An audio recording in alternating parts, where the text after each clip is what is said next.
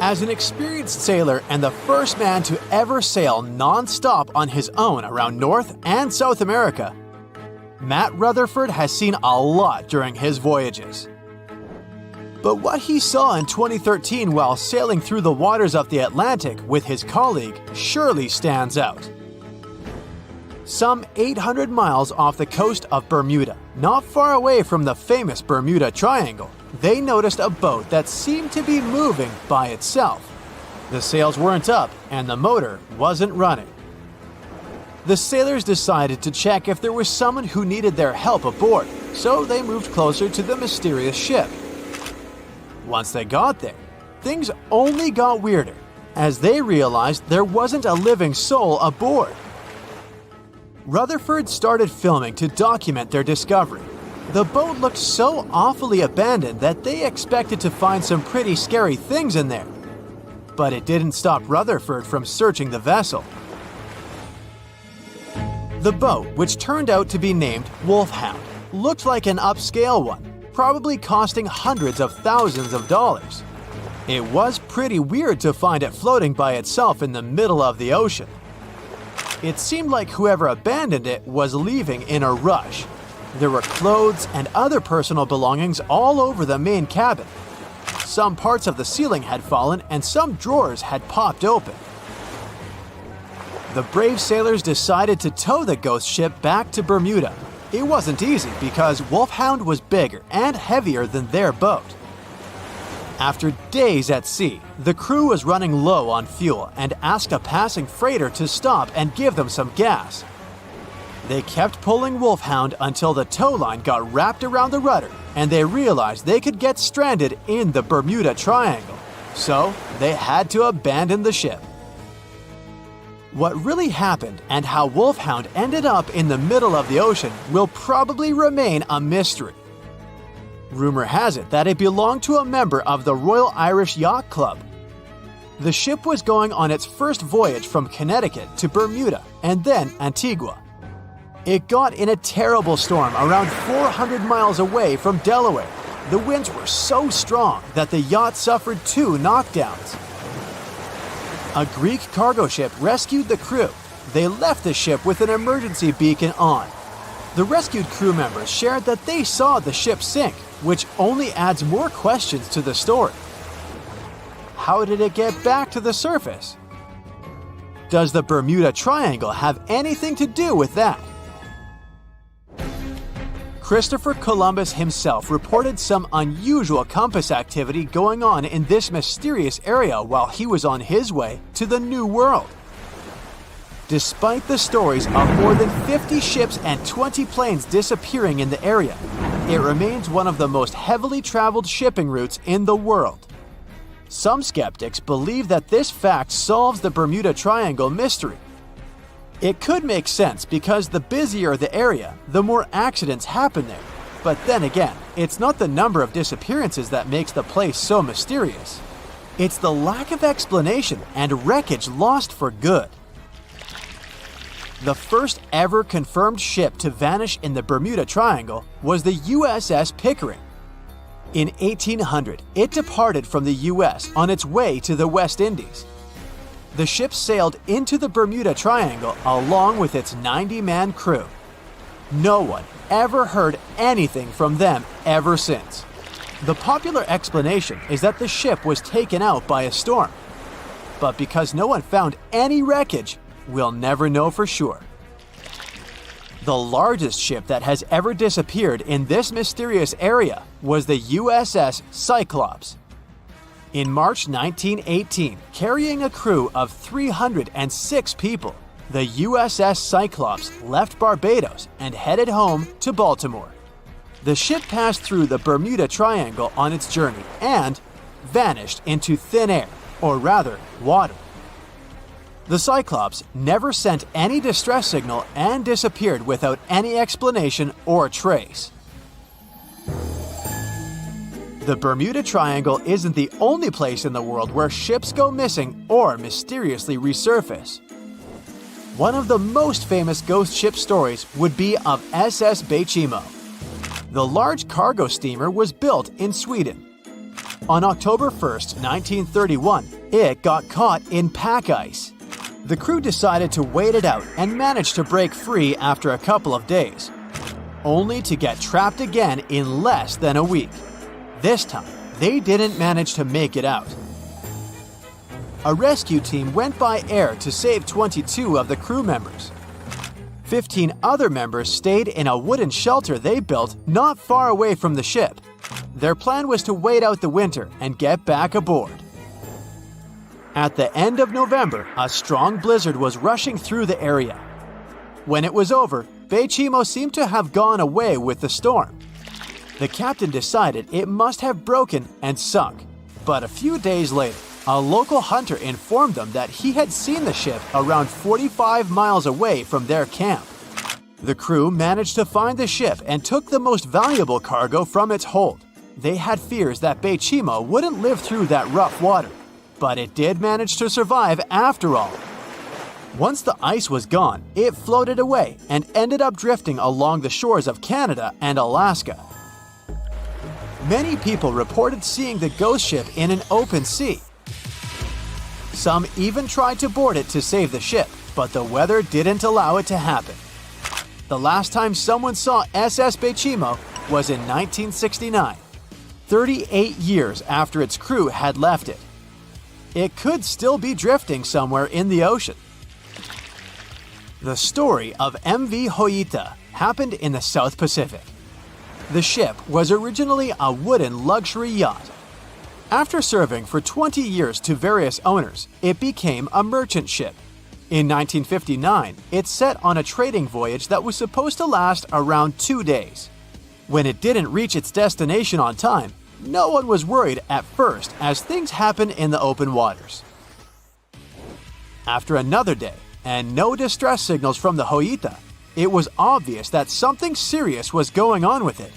There were 25 people aboard, and their families wanted to find them.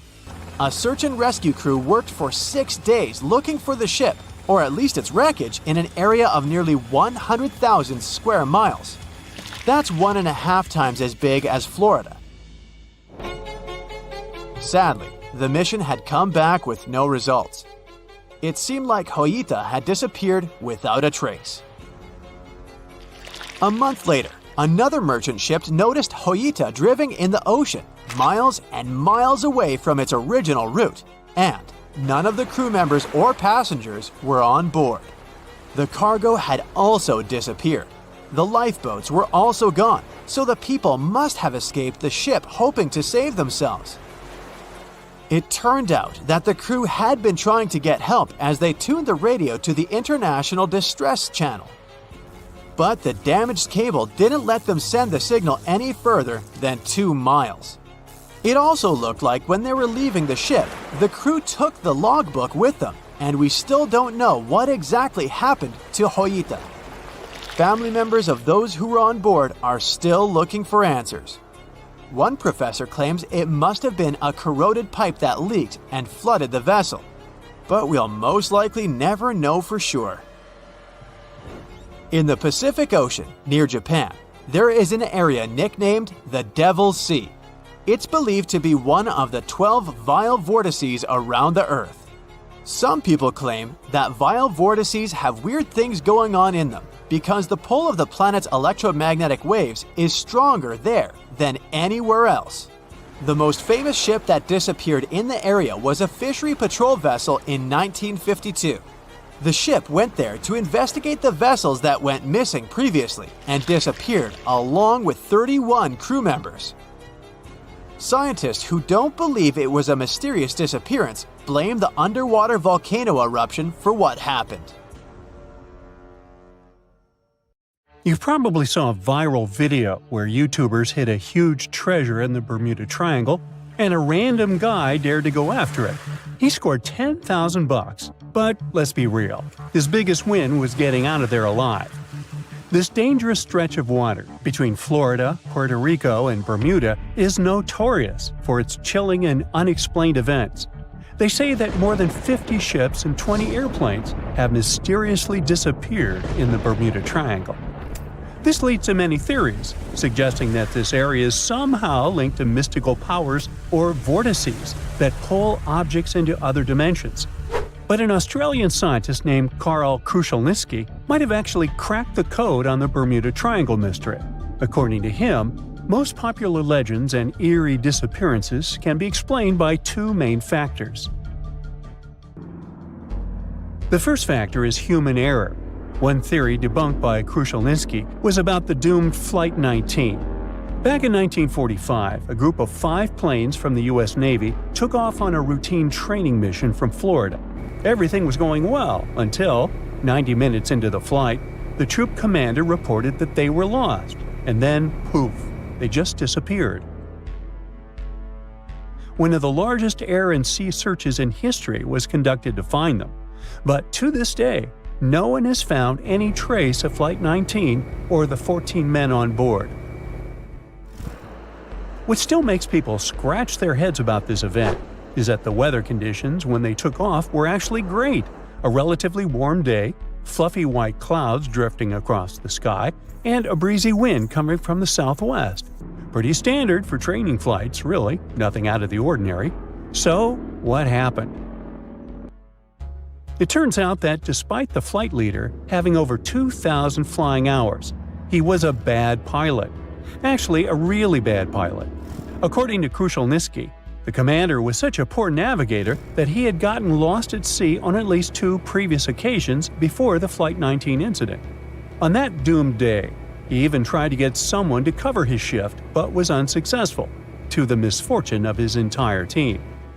After their training flight exercise was completed successfully, both compasses on board stopped working. On the patrol's radio, his anxious voice said they were over land, or precisely, he was sure they were flying above the Florida Keys. But that didn't make any sense.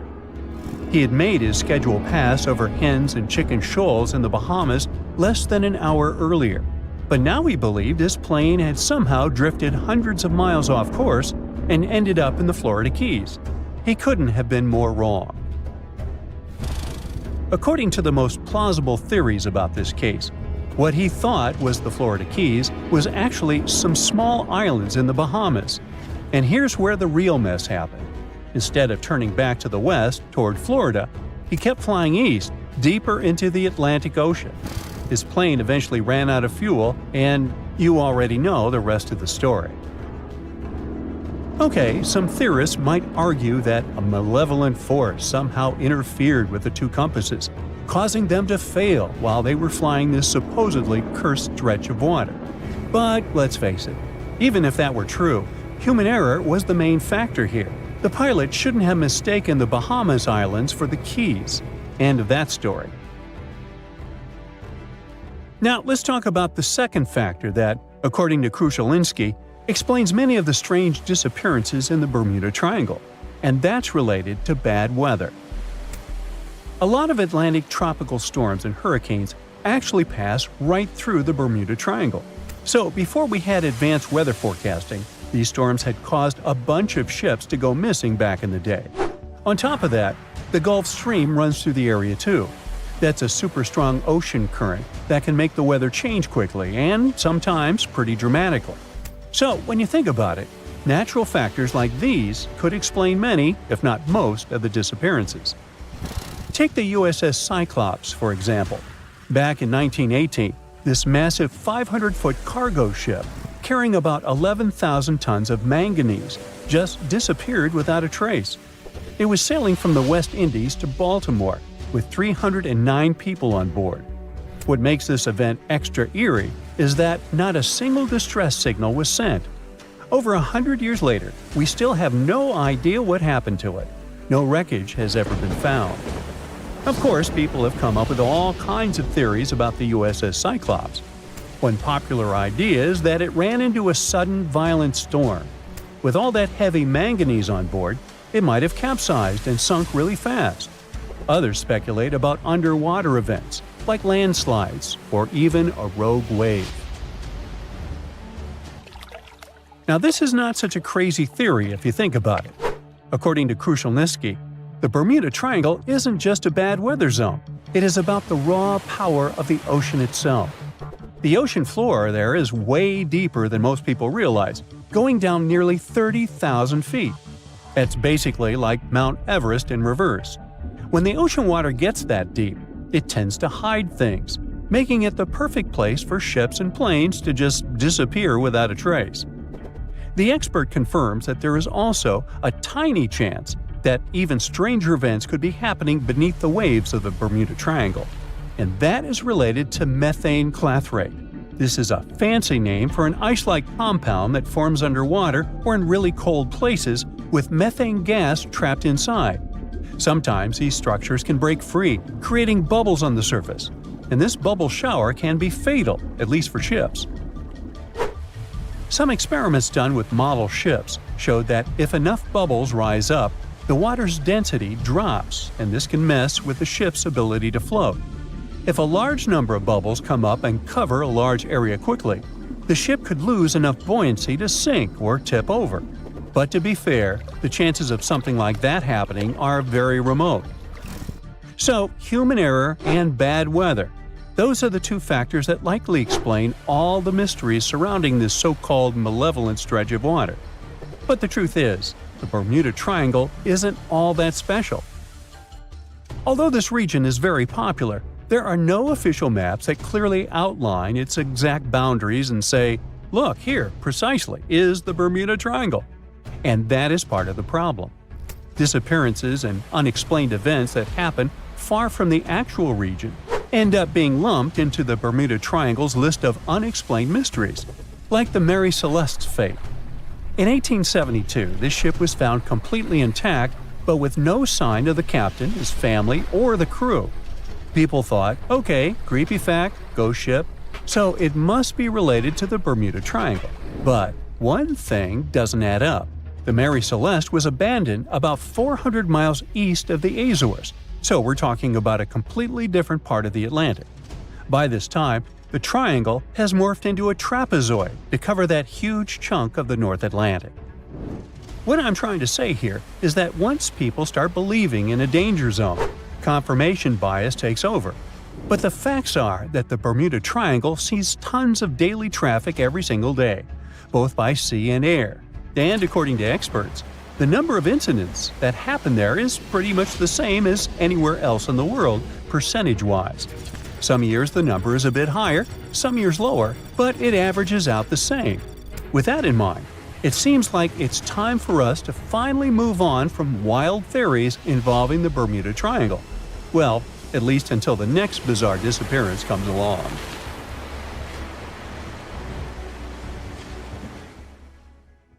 The moon shines brightly and illuminates the black water of the ocean. Thick fog descends on it in ominous silence. Then, it's suddenly broken by the creaking of wooden boards, followed by a rippling of the waves. Through the fog, you see the outline of an old, large ship. Its hull is rusty, and a strange cold is coming from it. But the most unsettling thing is that there's no one on the deck. The ship sails without a crew. No, this isn't a mythical Flying Dutchman, but a very real ghost ship. September 2nd, 2019. The British Royal Navy's ice patrol ship, called the HMS Protector, sails through the calm waters of the Atlantic Ocean. The time is 11 p.m.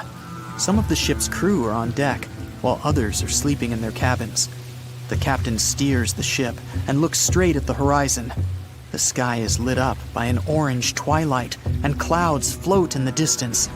Suddenly, against this beautiful landscape, one of the sailors notices the black silhouette of an unknown ship. The captain slows down and steers the ship a little closer to the mysterious vessel. This is an old cargo ship, 250 feet long. Attempts to contact the crew members lead to nothing. It seems the unknown boat is floating in the ocean by itself. There's no one on board, at least, no one alive. The deck of the ship creaks from rocking on the waves. The sun sinks below the horizon, and it gets dark. The ship looks terrifying. British sailors don't dare to climb on that strange deck. They take a photo, post it on the internet, and sail away. Many people on the internet we'll assume the sailors met a real ghost ship. 5 months later, we're in the village of Ballycotton in County Cork, Ireland. A local leaves the house early in the morning to go for a daily run. Music in his headphones, fresh cool air, and a scenic route are ideal conditions for a good workout. The jogger runs along the road on the coast of the Celtic Sea. There was a strong storm last night, and now the sea looks calm. The man runs along the top of a low cliff and notices a huge vessel. An old rusty cargo ship 250 feet long lies on the beach, right among the rocks. No people on board. It seems the ship has been here for ages, but the local is sure this vessel wasn't here yesterday. A little later, it turns out this is the same ship that the sailors from the HMS Protector saw 5 months ago, thousands of miles from this place. The cargo ship, called the Alta, was built in 1976. Nobody knows who used it all this time and for what purposes. It's only known that in 2017, the ship was purchased by a new owner and marked with the flag of Tanzania. It's important to say that almost all cargo ships are equipped with AIS, Automatic Identification System, which is needed to track ship movements in the ocean. Since 2015, something strange started happening with the Alta's AIS. The ship disappeared from the satellites, then reappeared again. Over the past few years, this ship had changed several names and flags. It's not surprising that its AIS shut off and turned on numerous times. It's said that some of those who disable AIS on their ships do so to hide outlaw activities. The ship's captain, whoever it was, clearly didn't want to show the Alta's movements. As AIS showed in 2017, the ship had sailed near Greek port cities. The Alta made 12 stops in 3 such cities in different parts of Greece. Then, the AIS signal disappeared, and 10 months later, the Alta reappeared near the northern coast of Africa, 1,200 miles from Greece. In September of 2018, the ship was sailing about 1,400 miles southeast of Bermuda, and at that time, the crew members started having problems. There were 10 people on board the Alta. On September 19th, the ship's engine failed right in the middle of the Atlantic Ocean. The nearest shore was very far away. The ship began to drift. As days passed, the crew couldn't fix the vessel. Food supplies were running low. The crew started to panic and tried to contact someone. The situation got worse as a strong hurricane was approaching the place where the ship broke down. Crew members contacted the U.S. Coast Guard. On October 2nd, a helicopter headed towards the ship. Food and water were unloaded on the Alta. This was enough for the crew to bide their time for several days. About a week later, a rescue boat sailed about 1,500 miles to reach the Alta and help the stranded sailors. Shortly before the start of the hurricane, American rescuers succeeded. The entire crew of the wrecked ship was taken to Puerto Rico. The Alta remained drifting in the ocean. After a while, another ship arrived to tow it to the coast of Guyana. Then, something went wrong again. The ship was hijacked. Who did it and why remains a mystery to this day. But then, for some unknown reason, the thieves decided to abandon the ship and left it to drift in the ocean. For almost a year, the ship's location couldn't be tracked. Then, in September 2019, the vessel was found by the British Royal Navy. How the Alta was able to cover the distance across the Atlantic and wash up on the coast of Ireland is unknown.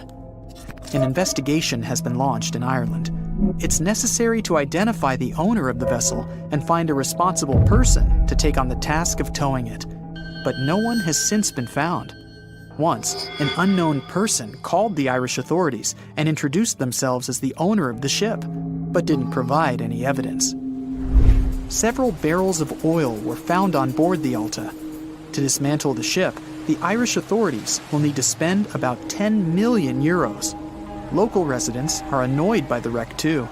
Corroding metal is bad for the environment, and kids have already snuck on board and posted a video on the internet from inside the abandoned ship. The further fate of the Alta remains unresolved. It's still lying there. That ship sailed in the ocean for just 2 years. Now imagine if some other managed to drift for 38. In all that time, no one could catch this ship, and people still seek it. That vessel is called the SS Beichimo. It was a merchant ship owned by a Canadian trading company. In 1931, the ship got stuck in ice off the coast of Alaska. A strong snowstorm began. The team waited a week for it to end, but the storm only intensified. One day, the weather improved a bit, and part of the team was evacuated to the nearest city. Another part of the crew, with the captain, set up camp near the ship. The storm started again and didn't stop for a long time. The blizzard was so heavy that the ship's captain couldn't see beyond his arm's reach. Finally, when the storm was over, the captain saw that the ship simply vanished. He decided the Beichimo sank during the storm. A week later, the ship was found, drifting near the place where it was lost. The hull of the ship was damaged so badly that it was unsafe to sail on it. The captain decided to abandon the ship. However, it didn't sink. For the next 38 years, it was drifting at various points along the Alaskan coast. Several times, people climbed on the ship, including native Alaskan residents and a group of researchers. Attempts to save the vessel from the sea ended in failure. The salvage operations were hampered by drifting ice and bad weather. The last time it was seen was in 1969. The ship was frozen and blocked by the ice. In 2006, the government created a special project to find the Beichimo. However, in all these years, the ship still hasn't been found. Its fate is unknown. It's likely that the ship has finally found peace and is now lying on the seabed of the Chukchi Sea. If we're happy enough finding a few bucks we forgot about in our pockets, just imagine stumbling across $13 million in a place you'd never expect. That's exactly what happened to a group of diamond miners working in the Namibian desert. In 2008, they found this incredible treasure inside a shipwreck that happened over 500 years ago, and the story behind this abandoned vessel is packed with mysteries. It all started back in 1533, when the Portuguese built this special trading ship. This model was believed to be a part of a newer class of vessels that were bigger, more efficient, and tougher than the ones that came before. Portugal really needed that, since they were dominating trade all over the seas at the time. So the main purpose of this ship was to support those long-distance expeditions during this super prosperous era. On March 7th, the Portuguese decided to test their impressive new ship, and on that fresh spring day, big vessels sailed down the Tagus River and out into the Atlantic, with flags flying and colorful fabrics draping from their tall masts. Off they went, leaving Lisbon, the capital of Portugal, and heading for Western India. At least, that's what researchers think, since this was a pretty common route for them back then. Most of the time, the Portuguese were after spices. In the early 1500s, it was pretty hard to find things like cinnamon, ginger, cloves, black pepper, and turmeric in Europe, so they had to go to India for them. Unfortunately, one of the ships never made it to its final destination. In fact, to the despair of the Portuguese court, this vessel completely vanished, leaving no sign of a shipwreck. And none of the roughly 300 people on board were ever found. Could they have strayed so far off course that they ended up in the Americas or on some island along the way? Well, anything was possible, and the ship, along with the mystery of its disappearance, became legendary. Fast forward over 500 years to 2008. Diamond miners were doing their thing on a coast near Oranienburg when they started finding some strange stuff while digging, like pieces of metal, wood, and even odd objects that looked like bronze pipes. That was definitely strange, so they called an archaeologist to figure out what was going on. When the archaeologist arrived, he noticed all sorts of strange bits and old pieces scattered around. Little by little, he began to identify those things. First, elephant tusks. Then a 500-year-old artillery piece. All of a sudden, it hit him. This was definitely a shipwreck. But what the archaeologist didn't realize at the time was that this shipwreck turned out to be one of the most significant ever found. Back then, it wasn't easy at all to convince the mining company that archaeologists had to keep exploring the site.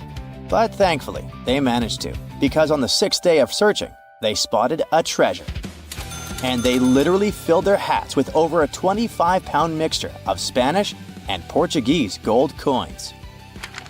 Turns out, this old abandoned ship was loaded with gold, tin, ivory tusks, and over 40,000 pounds of copper ingots when it met its watery and tragic end. In fact, specialists believe that the copper ingots played a key role in keeping the wreck so well preserved.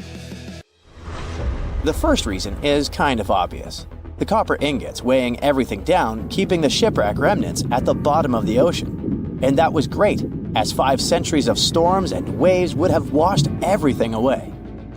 But copper ingots were also important for another reason. Fish and other sea creatures might feast on wood, jute sacks, and leather shoes. But copper really ruins their appetite, which means a lot of stuff survived those 500 years at the bottom of the sea that it really shouldn't have. So yeah, against all odds, the treasure was preserved and in excellent condition. The gold looked shiny and intact. While it's impossible to prove beyond a shadow of a doubt that they had just found the legendary Portuguese vessel, all the evidence points to the fact that, yes, they did.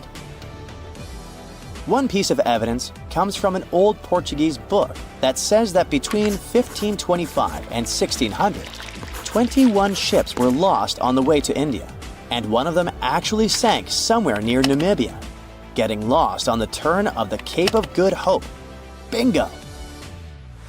From that point on, experts have been going over the wreckage, measuring, photographing, and scanning the site millimeter by millimeter with a high-tech 3-dimensional laser scanner. Their goal was to figure out what happened to this ship, or at least get closer to the truth. The first question they had to answer was, why was this ship so close to the coast of Namibia? We're talking about great sailors who probably knew that that stretch of coast was famous for its storms and fog. What happened then? It seems that 4 months or so after its grand departure from Lisbon, the fleet was struck and scattered by a huge storm. So the most likely explanation is that the combination of bad weather and heavy cargo forced the captain to run the ship aground on purpose.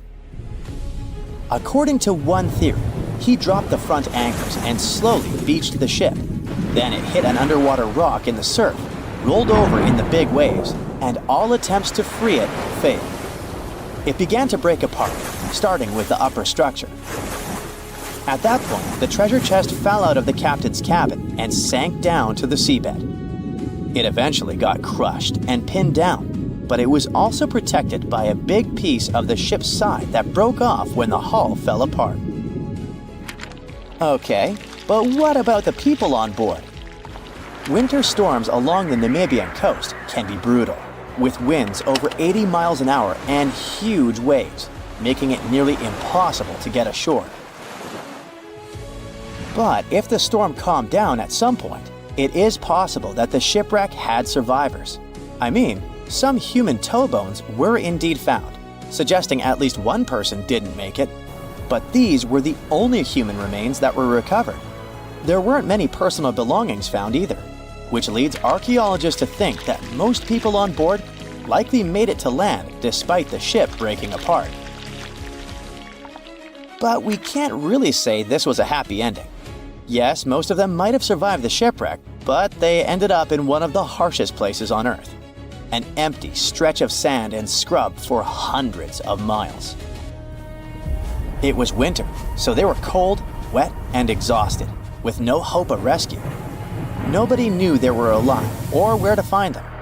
Plus, no ships were likely to pass by, since they were far off the usual routes. Going back to Portugal seemed impossible. After the first round of exploration, researchers found that the ship's remains were scattered across 3 large sections along the coast of Namibia. In the end, more than 40 tons of cargo were recovered from the site, and thousands of different artifacts were found and cataloged, including lead, tin, textiles, and even some astronomical instruments. So, you might be asking, who got the gold? I'll just say that it didn't go to the miners or the archaeologists. According to the researchers involved, every single coin was handed over to the Namibian government. After all, that is the usual procedure for random ships found on the beach. But this case wasn't that simple, as there is an exception to this rule. If the ship found is a state ship, the country that owns it has the right to receive the treasure. In other words, everything they found inside this old abandoned vessel actually belonged to Portugal, no matter that it all happened ages ago. But the Portuguese leaders apparently allowed Namibia to take the lot.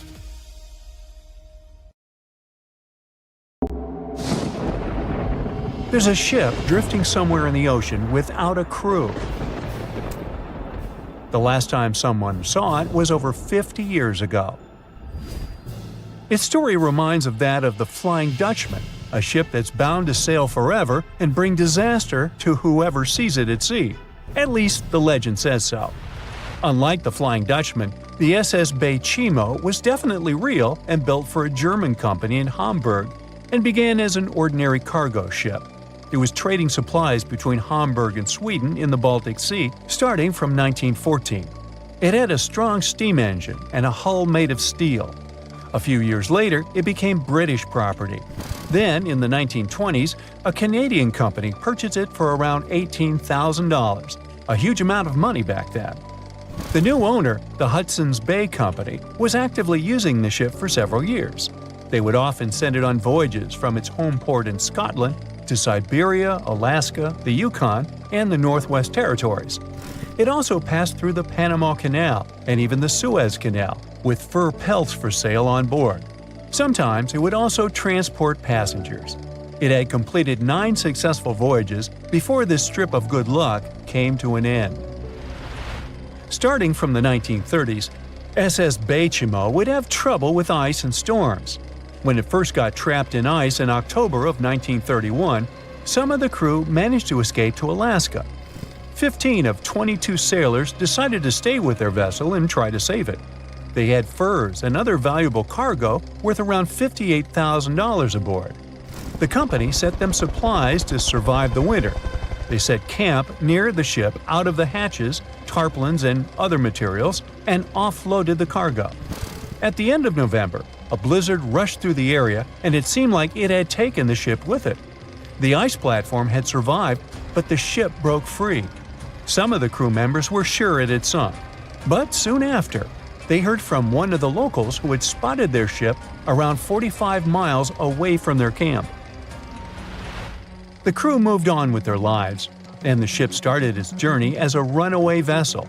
People would spot SS Bay Chimo once a year or so, all the way until 1965. It was mostly spotted off the coast of Alaska. A man going to Nome with his sled dog, along with prospectors, explorers, and treasure hunters, all claimed to have seen SS Bay Chimo. Someone tried to board it and take it to port, but ended up stranded on it for days because of horrible weather. Others got luckier and managed to take a whaleboat, some furniture, and other valuables from the vessel. Those who got close to the ship saw that it was damaged and missing the propeller. Still, it stayed afloat without a crew for at least 38 years and became the longest sailing ghost ship in history. In 2006, the Alaskan authorities started a project to solve the mystery of this ghost ship of the Arctic and finally find SS Bay Chimo, either still above or below the water. So far, the project has not been a success. SS Bay Chimo remains one of the estimated 4,000 ships that have disappeared off Alaskan shores.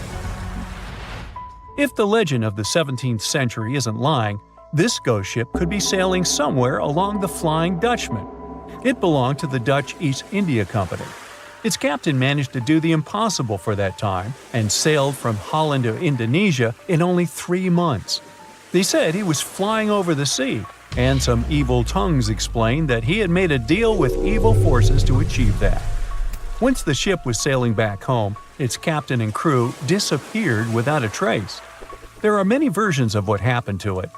One of the first ones said it had tried to enter port at the Cape of Good Hope, got in a terrible storm, and sank as there was no captain to save it.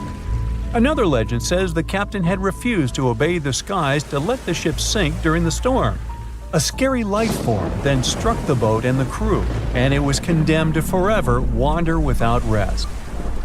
Many sailors claim to have spotted the wandering Dutchman. The Duke of York, who was to become King of England, mentioned having seen it in Australian waters. Right after spotting the ship, the man who saw it first fell from the top of the mast and didn't survive. There were more encounters with this legendary ship up to the middle of the 20th century. Ships would nearly collide with it as the Flying Dutchman jumped out of the blue. Scientists have a more logical explanation for this mystery: Fata Morgana, not to be confused with Hakuna Matata. Now, when you're out at sea on a hot day and the air is all wavy, it feels like when you look at the road on a scorching summer day. That's because of something called atmospheric refraction. When light passes through different layers of air with different temperatures and densities, it bends and twists. Sometimes, under certain conditions, this bending of light can create really bizarre optical illusions over the ocean, like sightings of the Flying Dutchman. The Fata Morgana phenomenon can make distant objects appear distorted, stretched, or even lifted above the horizon. So you can see a ship far away, but because of the way the light is bending, it will look like it's floating above the water or even disappearing and reappearing. A Fata Morgana is most commonly seen in polar regions, especially over large sheets of ice that have a uniform low temperature. But you can see it anywhere, even in deserts and over lakes on hot days. The first stories about ghost ships go all the way back to ancient Greek and Roman mythology. One of the most famous ghost ships in history is the Mary Celeste. This brigantine was traveling from New York City to Genoa and was fully stocked with provisions, but missing a crew when it was discovered in the Atlantic Ocean in 1872. The crew's personal belongings were also there, completely undisturbed. The final entry in their log was made 10 days earlier. We still don't know what happened to its crew, and the ship has inspired many spooky stories and legends. The Lady Lovibond was another legendary schooner that is believed to have been wrecked off the coast of Kent in the middle of the 18th century. The story tells that the ship's captain, Simon Reed, had just got married and took his bride on board for a celebratory cruise, despite the superstition that it could bring bad luck. They were on their way to Portugal when the first mate, who is also in love with the captain's new wife, went mad because of jealousy, attacked another crew member, and then took over the wheel and steered the ship straight into the dreaded Goodwin Sands. No one aboard survived, and the schooner is said to reappear as a ghost vessel every 50 years. In present times, many vessels become abandoned and turned into ghost ships intentionally. There are thousands of them floating in U.S. rivers, lakes, channels, and coastal waters. Some people lose their boats in storms and other extreme weather. Others have to abandon their boats because maintaining them can cost 10% of the boat's price. Plus, docking a vessel can add up to several $1,000s every year. Most boats have been made of fiberglass, so an owner can't just recycle them as scrap metal. So, once they want to get rid of it, they often tie it to a dock and sneak away, or leave it floating far away from the shore, or just try to sink it. When ghost ships sink in shallow waters, they can cause damage to coral reefs, mangroves, marshlands, oyster habitats, and wetlands. Plus, they can collide with unsuspecting regular ships and cause real trouble. So, don't do that. Enough said. They say nothing is ever lost, and it's true. Let's discover ships frozen in time. The first one is truly fascinating. Here, the Antikythera shipwreck. It's a Greek trading ship from the 1st century BCE. It's located on the east side of the Greek island of Antikythera and at the merging point of the Aegean and Mediterranean seas. Around 2,000 years later, in 1900, a group of Greek sponge divers discovered the wreck. They were going to Tunisia, yet they were forced to find shelter from a storm on a nearby island. Since they couldn't go anywhere due to the storm, they decided to look for sponges until the weather got calmer. One of the divers discovered the shipwreck at depths of around 130 feet. Imagine someone going for a sponge hunt, but getting out to the surface with archaeological treasures. The captain of the sponge boat talked to the Greek officials about what they had found. The officials sent 2 ships to the wreckage. The salvage operation was successful, and discoveries are now in Greece's National Archaeological Museum in Athens. The findings included 3 life-sized marble horses, jewelry, coins, and hundreds of works of art, including a 7-foot-tall Colossus statue of Hercules. Among these treasures, Antikythera ephebe, a bronze statue of a young man, caught more attention. Because the ephebe doesn't comply with any familiar iconographic model, and there are no known copies of his type, he held a spherical object in his hand. Scholars have different theories of who that person could be, but they are not in a consensus yet. More than 70 years later, Jacques-Yves Cousteau and his team went to the area and recovered hundreds more artifacts and the remains of 4 people. Interestingly, they discovered a complex set of interlocking gears, capable of predicting the movement of the sun, moon, and several planets. The mechanism can also show the times of solar and lunar eclipses years into the future. Think of this Antikythera mechanism as an early computer calendar, to plan significant events like agricultural activities, religious rituals, and Olympic Games. These artifacts found in the Antikythera wreckage are some of the most important findings in modern archaeology. Just the Antikythera mechanism itself has changed our perception of the limits of ancient technology. The mechanism has a sophisticated design and was made over 1,000 years ago. After all these amazing discoveries, experts believe that the wreckage site has remained largely unexplored, and is mostly because of its location and the landscape of the seafloor on which the ship rests. The wreck is too deep for scuba divers but too shallow to use something like a submersible. A survey made on the seafloor in 2012 showed evidence of a second wreck about 800 feet to the south. It's clear that this area has a lot to offer humanity. What would happen if those sponge hunters didn't go to the area? Scientists found a shipwreck in Antarctica at the bottom of the Weddell Sea 107 years after it sank. The name of the ship was Endurance, and it was the lost vessel of Antarctic explorer Sir Ernest Shackleton. Scientists who laid eyes on it decades later say it is among the greatest undiscovered shipwrecks ever. That is why they filmed the whole discovery. The video shows the remains of the Endurance and proves it is still in remarkable condition. It has been sitting in 10,000 feet of water for over a century, yet it looks like it sank very recently. So the story goes like this. The ship was crushed by ice and sank in 1915. Shackleton and his crewmates had to escape by themselves in small lifeboats. From then on, it was all about survival. Shackleton imagined to get his crew to safety. Then, the ship sank. Yes, this is a pretty impressive story. But why did scientists prize this ship? Firstly, Shackleton's Imperial Trans-Antarctic Expedition sailed to make the first land crossing of Antarctica. Yes, the crew was trapped in ice, but the intention was important. Secondly, it's about the challenge itself of finding the shipwreck. The Weddell Sea is almost always covered in thick sea ice. The same ice that made the Endurance sink. Getting near the presumed sinking location is super hard, let alone being able to conduct research. Experts of the modern expedition team foresaw the time when the lowest extent of Antarctic sea ice would come using satellite images. They realized that the weather was in their favor to start an expedition. Dr. John Shears said that they have successfully completed the world's most difficult shipwreck search, fighting against constantly shifting sea ice, blizzards, and temperatures decreasing to -0.4 degrees Fahrenheit. Yeesh, I can't imagine the worst conditions in Antarctica if these conditions are in their favor. Lastly, look at this. It's timbers. They're very much intact. Plus, you can read the ship's name. It's still visible. Marine archaeologist Menson Bound says that this is the finest wooden shipwreck he has ever discovered. He has 50 years of career experience, so I believe the guy. So how come the wood is not rotten? Dr. Michelle Taylor, a deep-sea polar biologist, said that there has been little wood deterioration. because the wood-munching animals are not in this forest-free region of Antarctica. Workers of a coal mine in East Serbia discovered 3 shipwrecks that had been there for at least 1,300 years. The largest shipwreck is an ancient Roman fleet. It's around 50 feet long with a flat bottom. It's estimated that the ship could carry a crew of 30 to 35 people. Looking at its hull, you can see the marks of repairs. Wow, this one had a lengthy career. You know, it gives us insight into more than 1,000 years ago.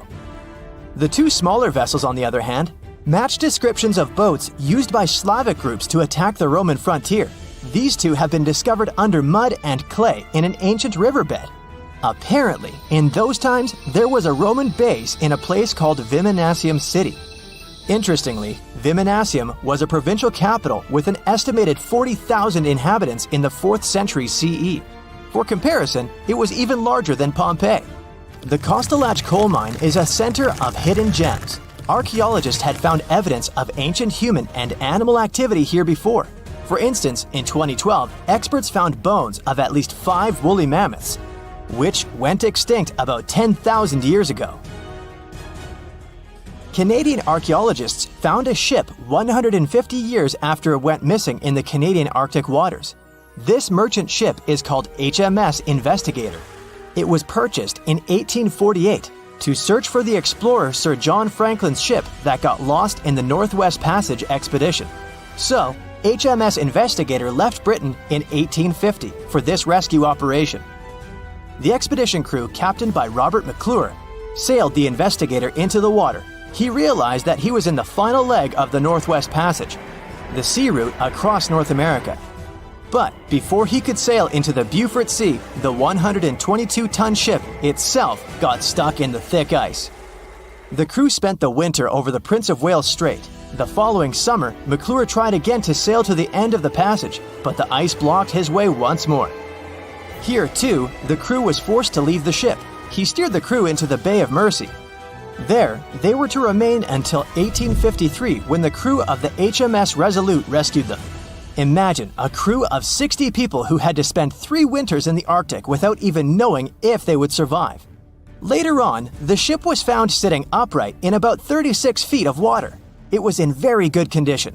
Arctic water has prevented the outer deck of the vessel from deteriorating quickly. The outline of the ship and its timber can be clearly seen.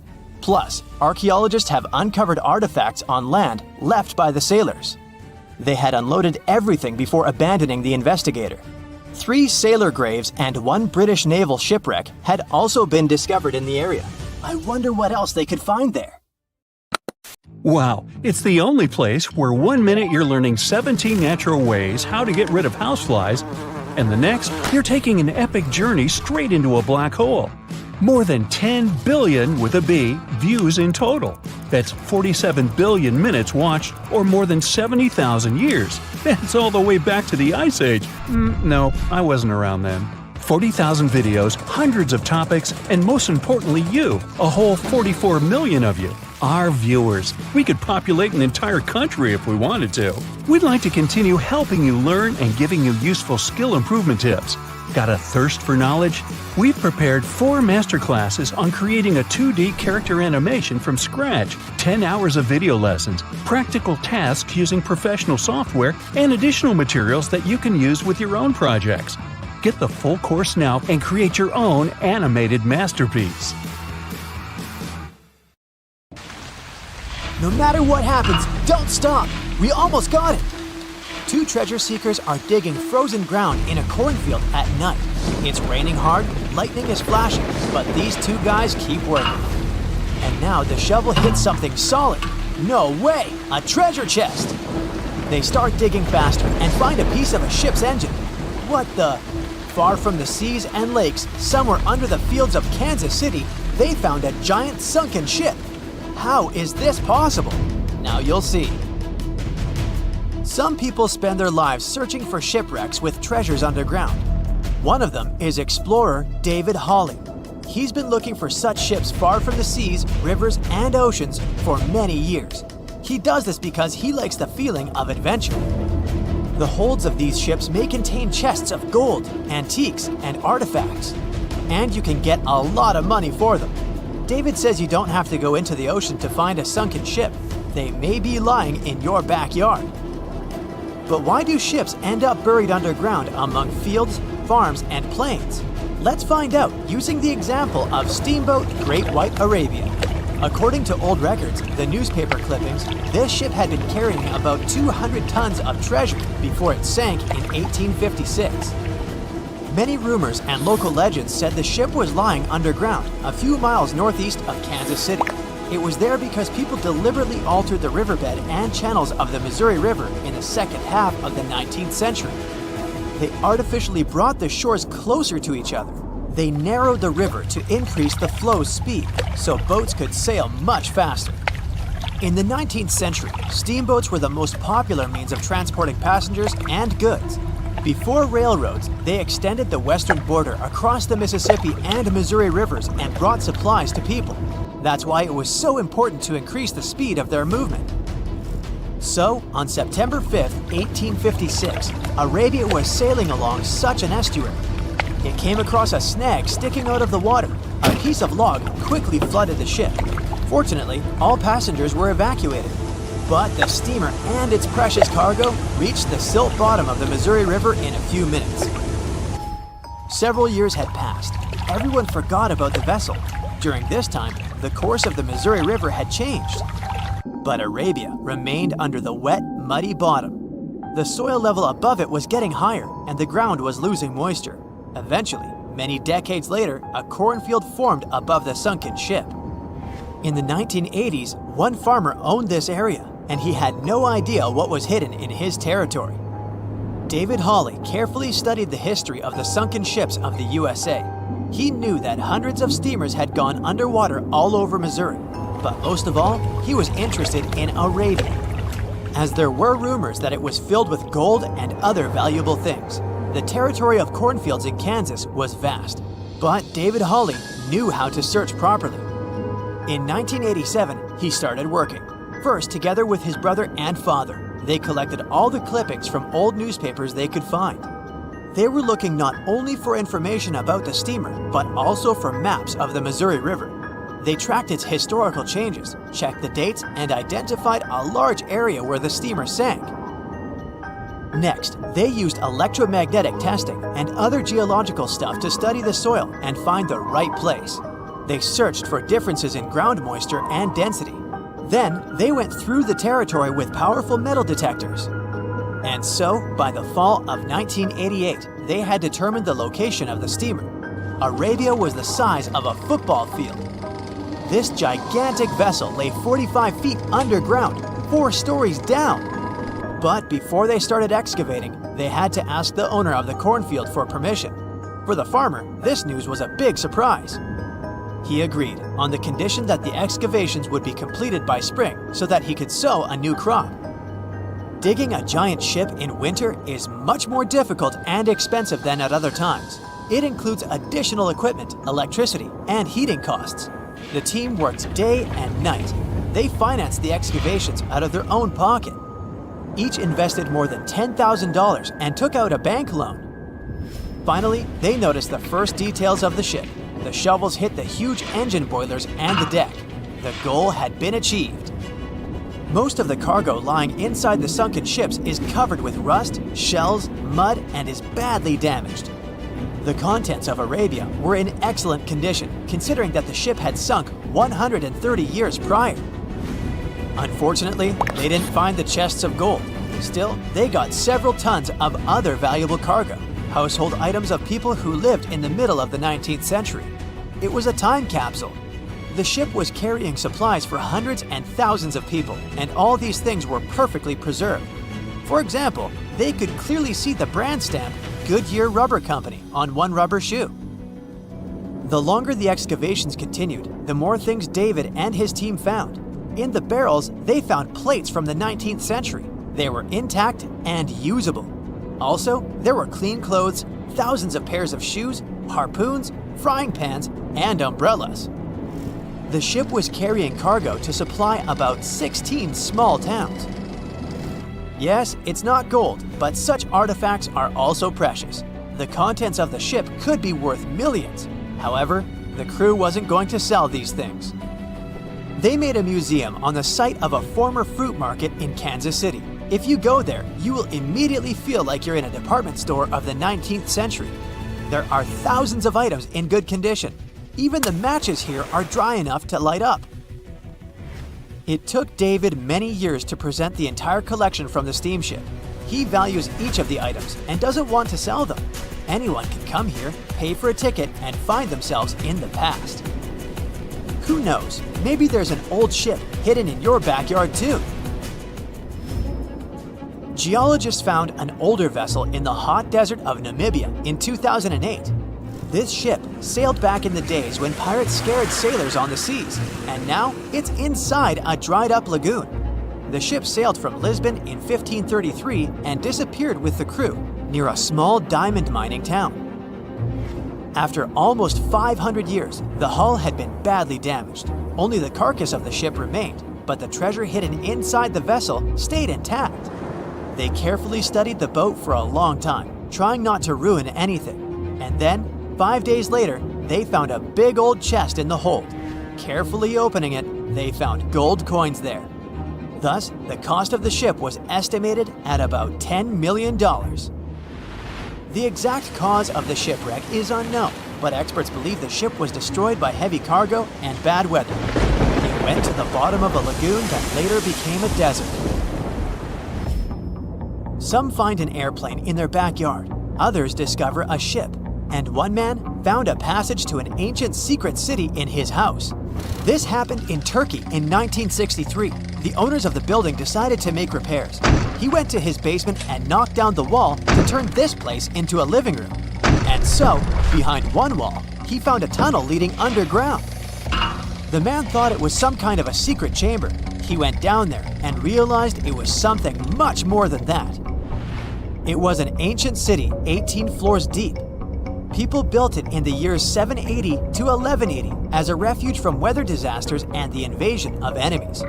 This place also includes many underground tunnels that stretch for several miles in different directions.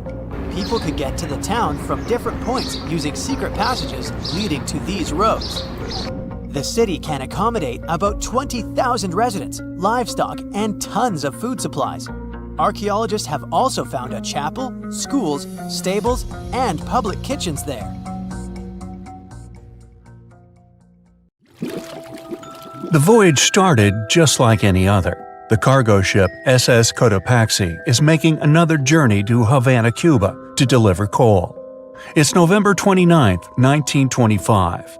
For Captain Meyer and his crew, leaving Charleston Port, South Carolina, it will be the last trip the ship ever makes. Its route ran through the Bermuda Triangle. 2 days into the trip, the Cotopaxi sent out a distress signal. It had got caught up in a strong tropical storm and turned over on its side. The wind was very strong and there was powerful lightning as well. Rain gradually filled the ship's hold. Then there was a bright white flash, and the ship disappeared without a trace. Later, its wreckage was found in the Gobi Desert, which is in a completely different part of the world. All 32 crew members, including the captain, were missing. Of course, the part about the Gobi Desert is fictional. For one of his movies, Steven Spielberg came up with the idea that the ship was moved there by aliens. Still, in real life, the ship was never found, and its crew really did disappear. It was officially declared missing a month afterward, and nobody could find the wreck. It seems like a classic case of mysterious things going on in the Bermuda Triangle. But most mysteries are solved sooner or later. In 2020, the Cotopaxi was found. A man named Michael Barnett had moved to Florida to study shipwrecks off the coast. One wreck in particular really caught his attention.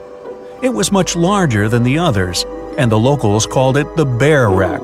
It was about 40 miles from St. Augustine in northern Florida, but no one had ever managed to identify the rusty hull. So Michael started to do some detective work. He measured the size of the shipwreck and started working through all the information he could find. He researched hundreds of old newspapers, leafed through insurance records, and looked at artifacts found on the wreck. After hundreds of hours of hard work, Michael was sure it was the Cotopaxi. But a few years before, there had been a rumor that the same ship had been found off the coast of Cuba.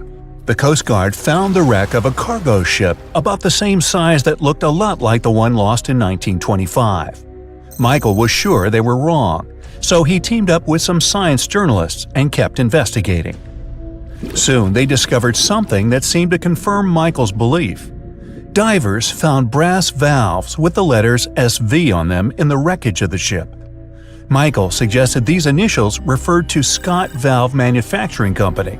The headquarters of this company was in Michigan, not far from where the Cotopaxi had been built. The company had probably supplied parts for the Cotopaxi. So the puzzle seemed to be solved. The Bear wreck was really the missing cargo ship. But Michael still needed to work out why the ship had sunk. Did something mysterious really happen to the Cotopaxi in the Bermuda Triangle? Later, Michael found the testimony of the ship's carpenter among some old papers. The carpenter claimed that the hatches covering the coal on the ship had been in a terrible condition before it sank. Repair work on the covers wasn't finished before the crew got the order to sail to Cuba. So if the hatch covers were still broken during the trip, water could have easily gotten on board. This water probably flooded the hole during the tropical storm. This was the real reason why the Cotopaxi went down. There was really nothing mysterious about it. It was just a mistake made by ordinary people. But this is just one example out of dozens or even hundreds where ships and planes have gone missing in the Bermuda Triangle. We still can't explain some of these incidents.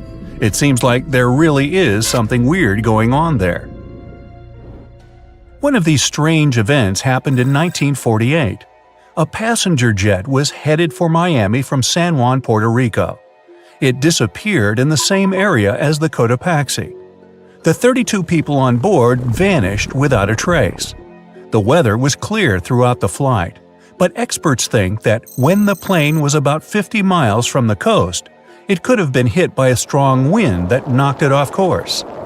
Years later, a similar plane was found in the area of the Bermuda Triangle, but because no one could work out the registration, it was impossible to say for sure if it was the same one.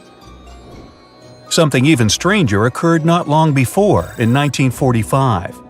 5 planes went missing all at the same time. Some trainee pilots were practicing their navigation skills. But when they'd finished, it seems they couldn't find their way back home and disappeared. Many people assume they just ran out of fuel. This seems likely, but still, the circumstances were really strange. The trainees were being supervised by an experienced pilot who had 2,500 hours of flight time. He would never have let a group of newbie pilots get that far away from their base. Even now, people still debate what could have happened. Some insist the pilots ran into something supernatural out there in the Bermuda Triangle. But who knows? And here's another freaky thing that happened there which no expert has been able to explain. Time travel. In 1970, Bruce Gernon was flying a plane from Andros Island to the Florida coast. When he was at 11,500 feet, a giant cloud appeared in front of him. It kept getting bigger and bigger, and he had no choice but to fly through it. As soon as he did, the plane was surrounded by darkness. It was as if the day had turned to night in a split second. Suddenly, Bruce began to see white flashes of light around him. They were so bright that they lit up the entire sky. But they weren't lightning bolts, although he couldn't really explain what they were. The plane continued through the strange cloud for almost a half an hour. Bruce noticed that the cloud changed shape during this time. The space around the plane turned into a tunnel. Then the tunnel started narrowing.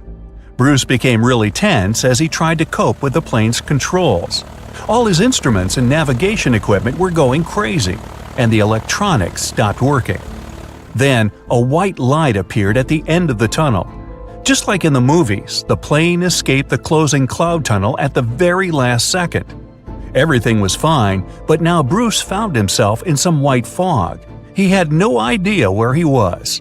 Then he managed to contact ground control. He was shocked when he learned that his plane was already in the airspace above Miami. It seemed that something impossible had happened. Bruce was meant to cover a distance of about 250 miles during the flight. This usually took 1.5 hours, but he had managed it in just 47 minutes, almost 2 times faster than normal.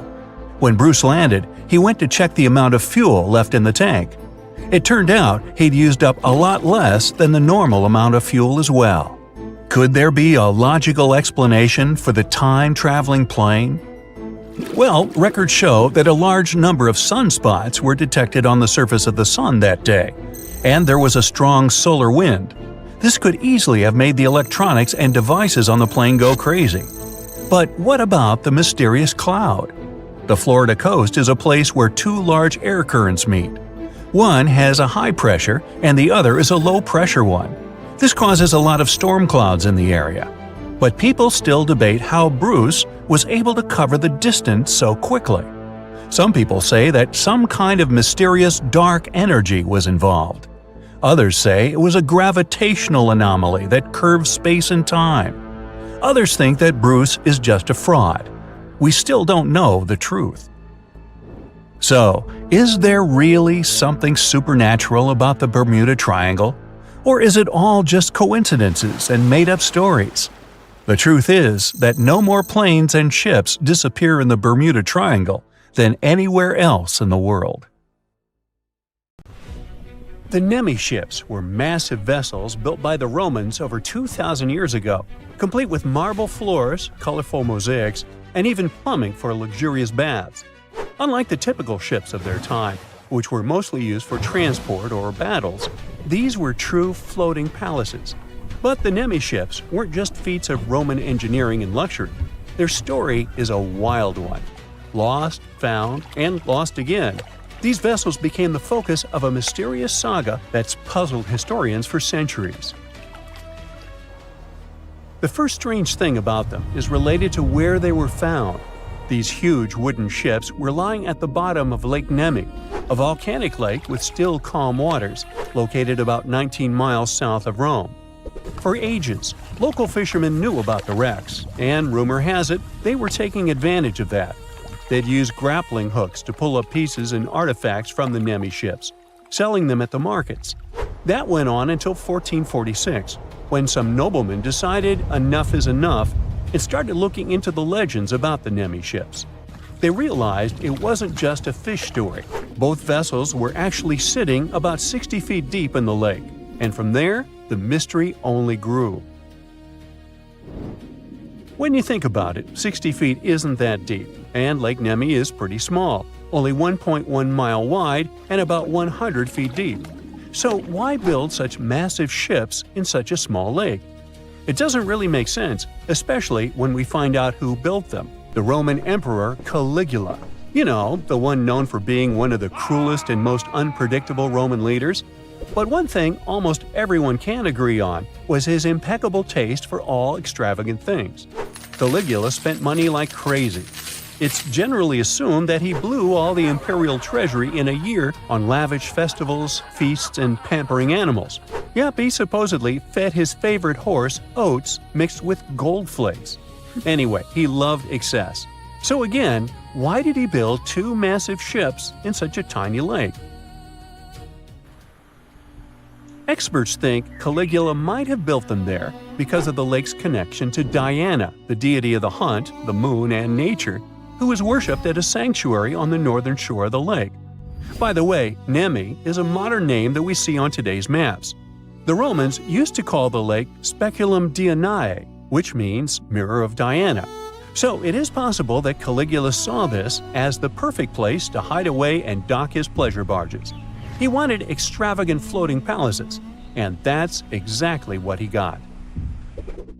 The Prima Naie, which means first ship in English, was an enormous 230-foot-long vessel. It's almost as big as today's largest passenger aircraft, the Airbus A380. The ship's hull was split into 3 main sections, with the back wider and the front narrower. It had 2 big structures at each end, connected by stairs and hallways, giving the ship an odd look, unlike anything else from ancient times. The Seconda Nave, or second ship, was even bigger. It was in deeper water and farther from the shore, making it harder for people to reach it, which also helped preserve it better.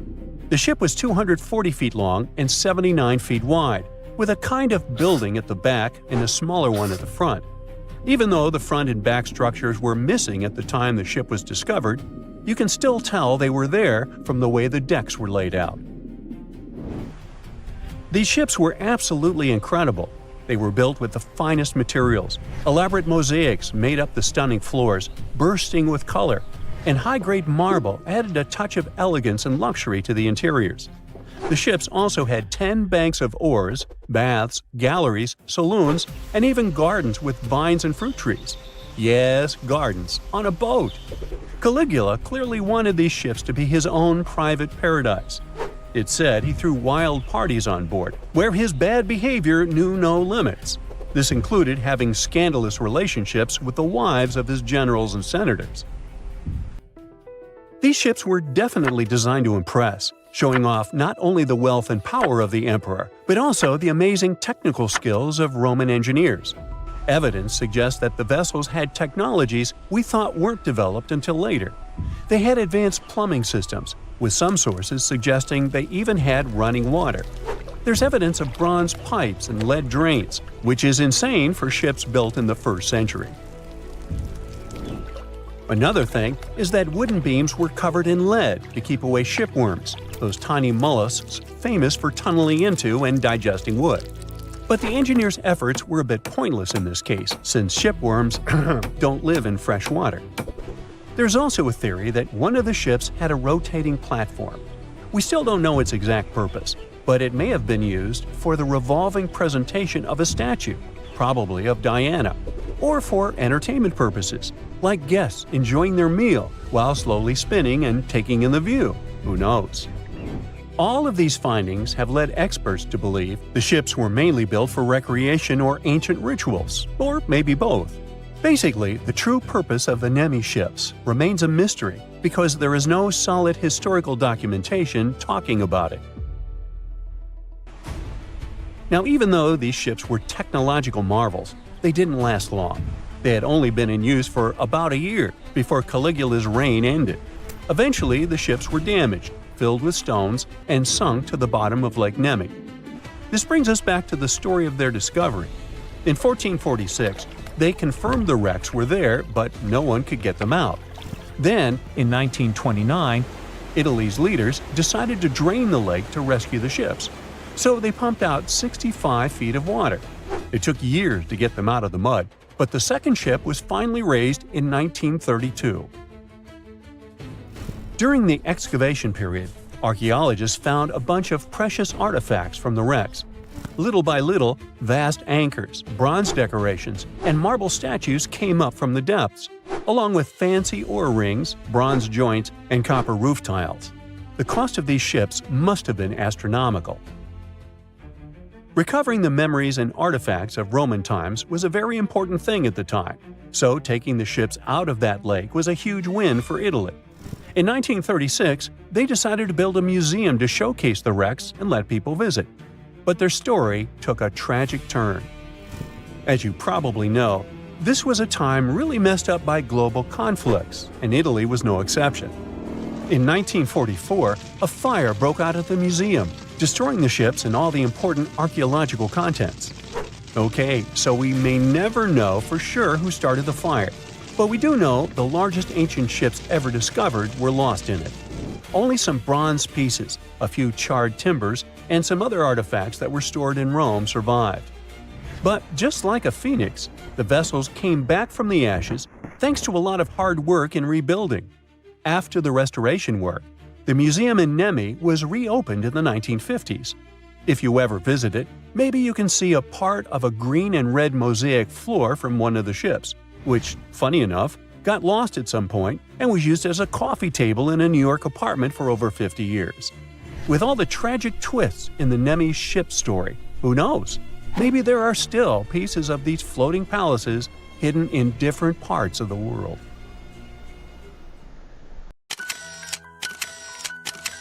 At the beginning of the 20th century, somewhere off the coast of West Africa, a German steamship was leaving the port. Suddenly, the weather got worse and the vessel entered a thick fog. The sailors ran aground on a sandbank close to the shore. Luckily, no one was hurt, and they were even able to save their precious cargo. But the ship was stuck in the sand for good. And it was not alone there. Nearly the entire length of the western coast of Namibia is called Skeleton Coast. If the name sounds scary, that's because it is. This 976-mile-long beach line is among the most dangerous places on Earth. The local Bushman tribes believe that their supreme deity made this land when it was angry. The Portuguese were the first Europeans to set foot in Namibia in the 15th century. And yep, they didn't like Skeleton Coast either.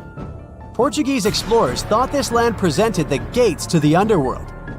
This is the place where the Namib Desert meets the Atlantic Ocean. It might be dangerous, but it's actually beautiful.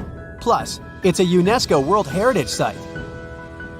If Skeleton Coast had a PR manager, they would quit on the first day on the job. The area is not exactly tourist-friendly because of its geography and history. Beneath the sand and the waves, there is a secret ocean currently lurking for unsuspecting sailors. It's called Benguela Current. It flows towards the north along the coast of southern Africa. This part of the Atlantic is rich in marine life, but the current's land neighbor isn't that happy with the deal. This arid climate created the Namib Desert, one of the driest regions on Earth. And that marine life I just mentioned? It's sharks. 11 species of them to be exact. And yes, the great white decides to pop by once in a while. So far, we've got a desert landscape, strong currents, and sharks. Not a place for a beachside resort, definitely. But if someone ends up on Skeleton Coast, will they know they're in danger? Don't worry, they will. The beach is littered with wrecks of all sizes and shapes. If you remember that German ship I mentioned in the very beginning, its massive and rusted stern is now sticking out from the desert sand. There are some 500 wrecks in total scattered along the coast, and it's a mixed crowd, from Portuguese galleons centuries old to ships that ran ashore here in the 21st century. A modern fishing ship called Zela India managed to slip from its tow rope in 2008 and ended up on Skeleton Coast. Okay, it didn't escape on its own, it had some help from the elements. But it's better to be a tourist attraction on a beach than to be broken up for scrap. That's where the trawler was originally going, poor thing. Skeleton Coast's most famous inhabitant, to call it such a place, is the wreck of the Dunedin Star. The British cargo liner ran aground here in 1942. The massive rescue operation that followed reveals why it's so dangerous for sailors to end up here. The rescuers managed to save all of the crew and passengers, but at a heavy price. An aircraft and a tugboat were lost in the process. It took the last of the rescuers a full 2 months to return home to Cape Town. Why, you might wonder? One look at the map of the region reveals the reason. It's an endless sea of yellow, which is the sand. There are so few roads here, so Skeleton Coast is hard to reach by land. There are also legal obstacles. You need a special permit to drive into the area. But the skeletons in the name of the area don't only refer to ships, they also stand for animal bones. Most of these belong to whales and seals. Many animals have adapted to the area, so lions and hyenas roam the coastline in search of a meal. Yeah, now there are hungry lions as well, as if those sharks weren't enough. Other animals with a temporary residence on Skeleton Coast include elephants, cheetahs, leopards, and giraffes. In 1971, the Namibian authorities established a national park here, but except for surfers, after an adrenaline rush, they don't get many visitors. You can understand why. The Namib Desert is the oldest desert in the world, and it's not very tourist-friendly either. Those who travel to the region should pack sunscreen and a warm winter jacket. A weird combo, right? Well, not so much when you think that during the day, temperatures soar over 110 degrees Fahrenheit. At night, the air temperature drops below freezing. What a climate roller coaster! And that's not the final danger. Yep, there's more. Remember how that German ship got lost in thick fog? Yeah, it wasn't a one-off event. Because of the region's climate, fog shows up frequently. Sailors should cover their ears now, but this fog is actually good for wildlife. This is their only source of water in the Namib Desert. Reptiles and mammals have adapted to the harsh climate. They use as little water as possible. Shifting sands, thick fog, strong currents, lions, and sharks. Not the stuff you would put in a tourist booklet, but Skeleton Coast isn't the only beach on Earth you wouldn't want to spend your vacation on. I will take you to Cape Tribulation in Australia. The area covers some 48 square miles in the northwestern part of the continent. And no, the area is not as dry as Skeleton Coast. It's part of the Daintree rainforest. You could say that here, it is the rainforest, not the desert that meets the ocean. The beach at Cape Tribulation is straight from a postcard. But looks can be deceiving. Australia? Probably sharks. No, crocodiles are out here to get you if you decide to go for a dip in the sea. There are saltwater crocodiles that the locals call salties. Well, that's a cute nickname for such a dangerous reptile. And it's not just them. The wildlife seems to have a beef with visitors. From October to June, the waters around Cape Tribulation are full of box jellyfish. Their venom affects the human cardiovascular system. When touched by a jellyfish out at sea, swimmers won't have enough time to reach land for help. Vinegar helps neutralize the sting, so you might want to keep a spare bottle in your luggage. Crocodiles and jellyfish sound dangerous, but there's one more animal you should look after. It's the wild boar. It might sound funny, but you won't laugh when you're being chased by one of these across the beach. 21 million wild boars live in Australia. They're mostly active at night, making it even more dangerous if they charge at you. The best defense is running in circles. Wild boars can't cut corners well. That's probably why we don't see many of them taking up careers as race drivers. Cape Tribulation has one last danger installed for you, and it's not an animal. Out here, even the trees are plotting against visitors. The stinging tree got its name for a reason. If you try to pick one of its beautiful red berries, it'll fight back. Its prickles are like tiny glass shards. The less than pleasant effect on your skin will last for a month. Then there is this wait a while bush. Who keeps naming them like this? This long vine has spikes that grab hold and just don't let go. They are so strong they can pull a human off a horse. You'll have to wait for someone to come by and save you from this thorny grabber. If you are about to cross this Australian beach from the vacation list, hold on for a second. Tourism is booming here. The local authorities have restricted access to all of the danger zones.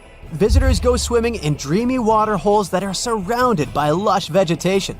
There are even ropes to swing from. Now, that's a beach you can finally relax on. I'm sure you've seen it, or caught a glimpse of some videos of ships sailing through a weird line of water. In those images, one side is dark blue and clear, and the other side is greenish and silty looking. Some have claimed the footage shows the boundaries between oceans, and that water defies all its own laws by not mixing. Well, it turns out that's not exactly true. Our planet is over 70% covered by water, and out of all of that H2O, two of the biggest bodies are the Pacific and Atlantic Oceans. These massive stretches of salty goodness are home to some of the world's most fascinating creatures, from the tiniest plankton to the largest whales. While we may have given these oceans separate names, they are constantly mixing and mingling with each other, regardless of how we choose to draw our maps. It's like a never-ending dance party, with water currents doing the cha-cha between the Pacific and Atlantic. So don't be fooled by those imaginary borders we've drawn on our maps. These oceans are always in motion and connected in more ways than we can imagine. Now, the Pacific Ocean takes the cake for being the largest and deepest ocean on the planet. It's actually deeper than the Grand Canyon. Meanwhile, the Atlantic Ocean comes in second. A red ribbon. But size isn't everything, right? Each of these oceans has its own unique set of characteristics. For example, did you know that the salinity of the Atlantic, that's the salt content, is higher than that of the Pacific or Indian Oceans? Or that the waters of the Red Sea and the Mediterranean are even saltier still? It's because of the lower salinity waters from the deep sea can't easily flow in, and water evaporates faster than rainfall can replace it. It's like the ocean has its own seasoning preferences. Hey, who knew? Now, let's talk about a little place called Cape Horn. If you look at it on a map, you'll have to scroll way down through South America. It's also where the Pacific and Atlantic Oceans come together to play. Here, we can also find a powerful current that transports water from west to east, displacing volumes from the Pacific into the Atlantic. But let me tell you, traveling around Cape Horn is no joke. It's a turbulent and dangerous voyage, and many brave sailors have been lost attempting it. And finally, let's address the elephant in the room, or should I say the two-toned ocean. You know the one I'm talking about, where two differently colored types of water seem to be existing alongside each other? Well, I hate to break it to you, but that's not where the Pacific and Atlantic Oceans collide. It's just fresh water that's filled with sediment coming across some dark, salty water from the ocean. What the video captures is most likely taken from somewhere in the Gulf of Alaska. Speaking of color palettes, have you ever wondered why the ocean comes in a variety of shades of blue? Well, get ready for a fun science lesson. First things first, let's get one thing clear. The water that covers our entire planet is not really blue, it's clear. It's the depth and what's in and below the water that influences its color. It appears blue if the water is deep enough that light isn't reflected off the bottom. This is due to the fact that sunlight can be absorbed or reflected by water molecules as it enters the ocean. The shorter wavelengths of light are more likely to scatter, giving the ocean its blue color, whereas the longer wavelengths are absorbed close to the surface if there is nothing in the water but, water. But that's not all. The ocean's bottom and its particles can also affect the color. For example, in some areas of Greece, the water comes in a gorgeous turquoise shade. This happens due to the seafloor being filled with white sand or rocks. It turns a lovely light blue tint when the light reflects back up from the bottom. The health of the ocean can also be seen in its color. Rarely is the water clear, and it frequently contains suspended particles, contaminants, tiny organisms, and small plant and animal life. Like a doctor reading a patient's vital signs, oceanographers examine the color of the ocean to determine its health. Now, let's talk about phytoplankton, the tiny plants that give the ocean its green tint. These little guys use chlorophyll to eat up sunlight and, through photosynthesis, make up about half of the oxygen people need on our planet. Now, finally, let's talk about the deepest blue found in our planet's waters. Due to its location in the middle of a massive oceanic whirl, the water off the shore of Easter Island in the Southeast Pacific Ocean is deep and extraordinarily transparent. Here, the ocean's layers barely mingle, and nutrients aren't forced up from the deep bottom, leaving the water remarkably clear. For the human eye, it looks like it's indigo-colored. So, if you ever find yourself in the middle of the Pacific Ocean, make sure to take a peek. Now, consider this. Could there be any other body of water underneath the ocean? How could that possibly be? It turns out that there's an underwater river making its way near the Australian shores. This undersea phenomenon is made up of sheets of dense water that find their way beside the ocean floor at a leisurely pace of about half a mile a day. That may not sound like much, but get this, it's a whopping 65 feet thick and goes for over 60 miles. Can you imagine riding down that river in a submarine or scuba diving next to it? Talk about a wild adventure. The findings of researchers who first identified this phenomenon were astounding. This is the first time that these dense shelf water cascades have been observed in such warm water, despite the fact that they are apparently more popular in high-latitude regions. According to Australian scientists, these rivers pop up because water evaporates during the summer, and then it's cooled in the wintertime. Who would have thought that the cyclical nature of the seasons could produce something so amazing? It's not the only place in the world where these events happen. Researchers have discovered underwater rivers in different countries all over our planet. For example, they found a similar one in the Black Sea, one off the coast of Portugal, and even one in Mexico. But back to the Australian River, because that's where the real excitement is. The researchers used seafaring gliders to uncover this amazing discovery. These self-propelling robots come with special sensors that check the water temperature, salt quantity, plankton productivity, and oxygen levels. They can also make popcorn. Nah, just kidding. They can work underwater without pause for up to 8 months, which is way longer than most humans can stay underwater. And let me tell you, these gliders did not disappoint. Thanks to them, we now know about this incredible underwater river in Australia. The majority of our ocean is still a mystery to us. That's both good and bad news, right? Well, on the bright side, there's much to be excited about in the future. Sure, exploring the universe sounds good, but there's still much to do here. So why not start with the deep blue sea? As for the information scientists don't yet know, don't worry, they're not just sitting around twiddling their thumbs. Through some good old-fashioned exploring, we're learning more and more about the secrets of the sea. As of 2021, we've only mapped about 20% of the seafloor using high-tech sonar systems mounted on ships. Now that's a lot, but when you consider that the U.S. seafloor alone is bigger than all 50 states put together, you can see there's still a long way to go. And let's not forget about all the amazing creatures down there. Scientists think there could be up to 1 million different species in the ocean, with the majority still waiting to be discovered. The Empire State Building's tower was designed to serve as a docking station for dirigibles. At that time, people believed that these airships would become the main means of transportation in the future. The project included gangplanks, check-in and customs offices, and so on. But then the engineers realized that the wind up there was too strong for their plans, and they gave up on their idea. Angel Falls, the largest uninterrupted waterfall on the planet, is more than twice as tall as the Empire State Building. During the dry season, the falling water sometimes evaporates before it reaches the ground. One of the most mysterious sounds ever heard on Earth was the bloop.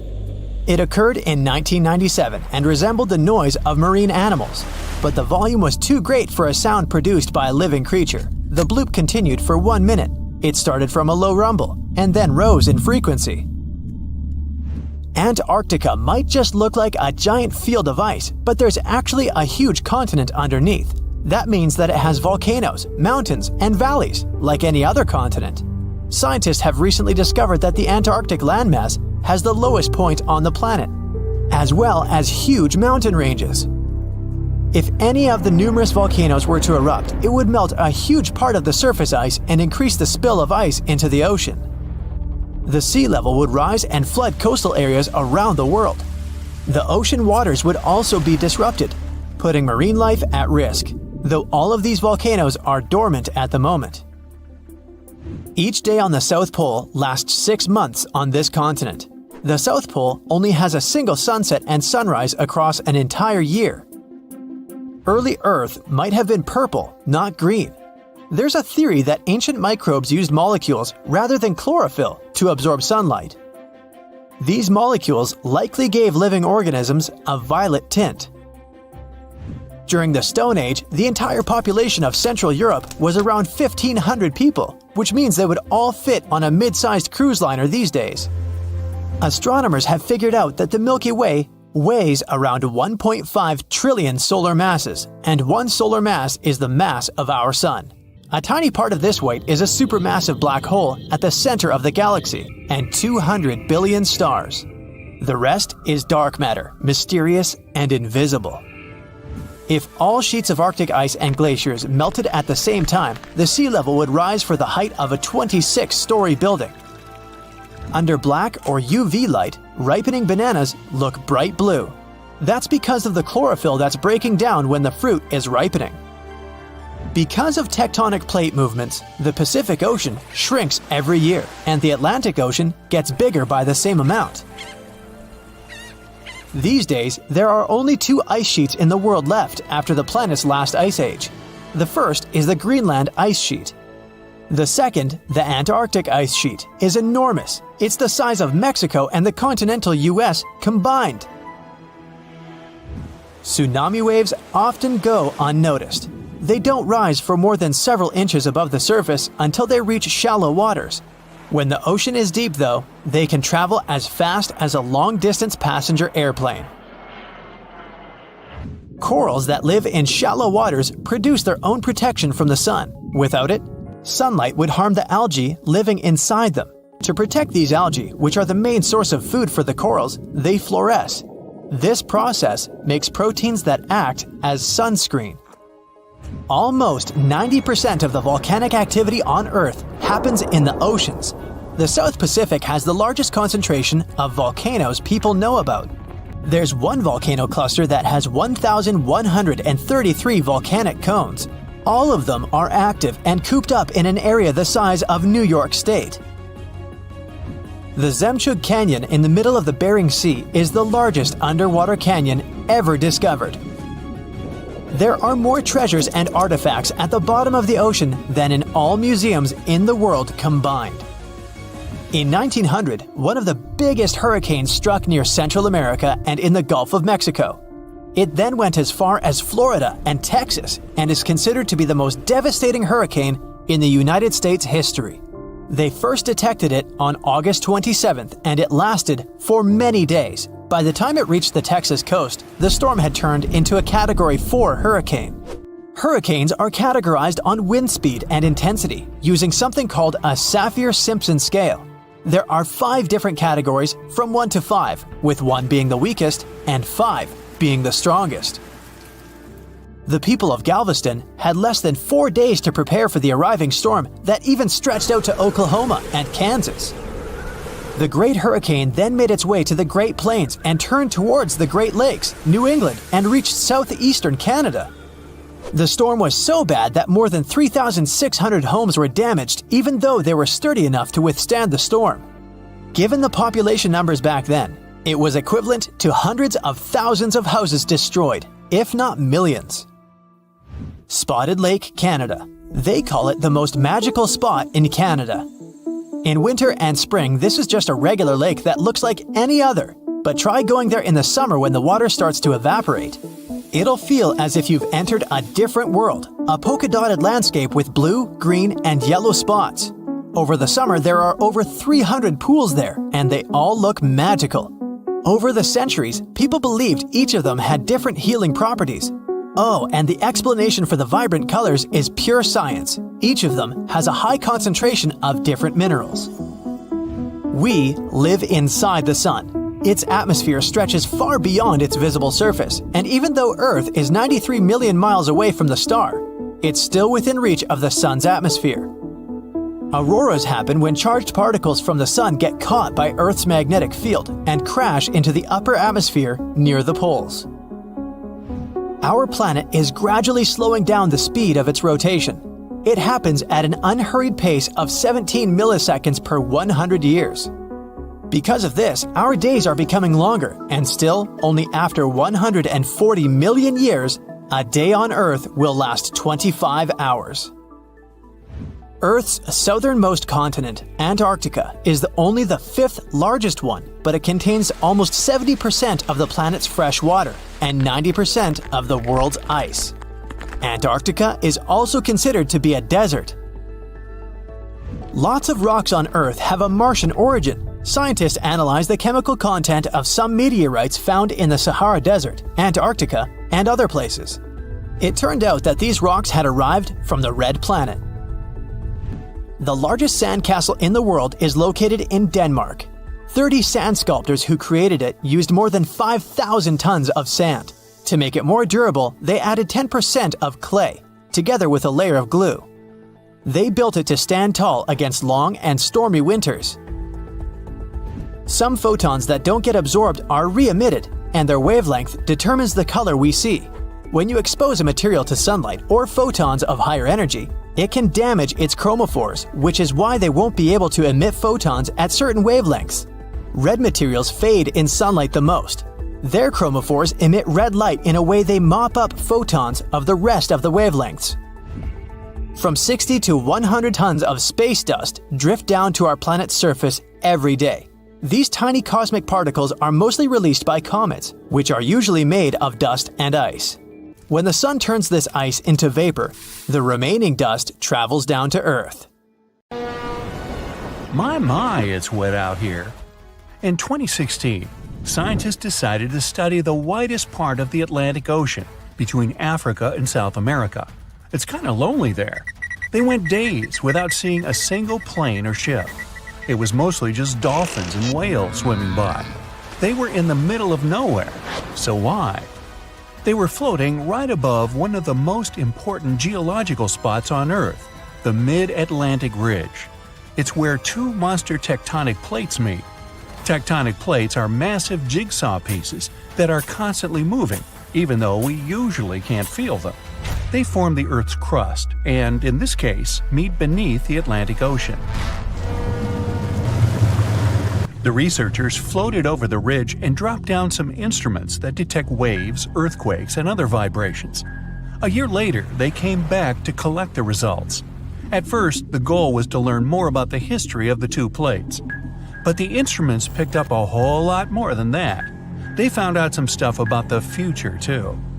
Way down at the bottom, there's a layer of extremely hot liquid rock that's constantly rising up, pushing on the tectonic plates and causing them to move apart from each other.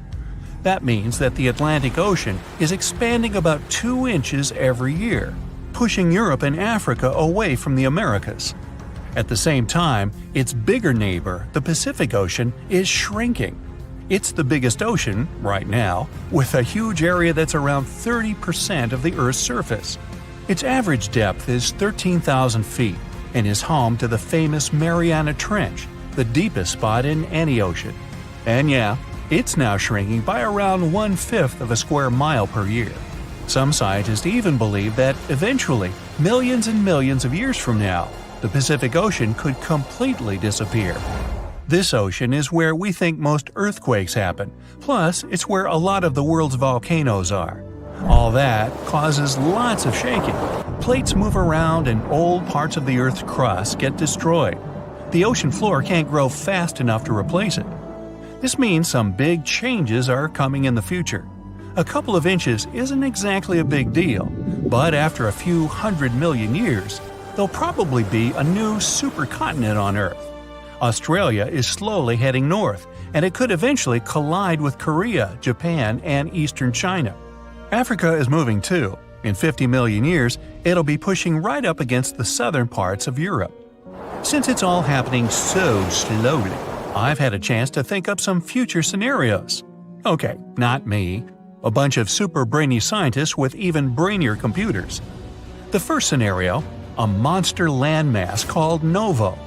The Americas would slam into Antarctica, then they'd team up and head over to Africa.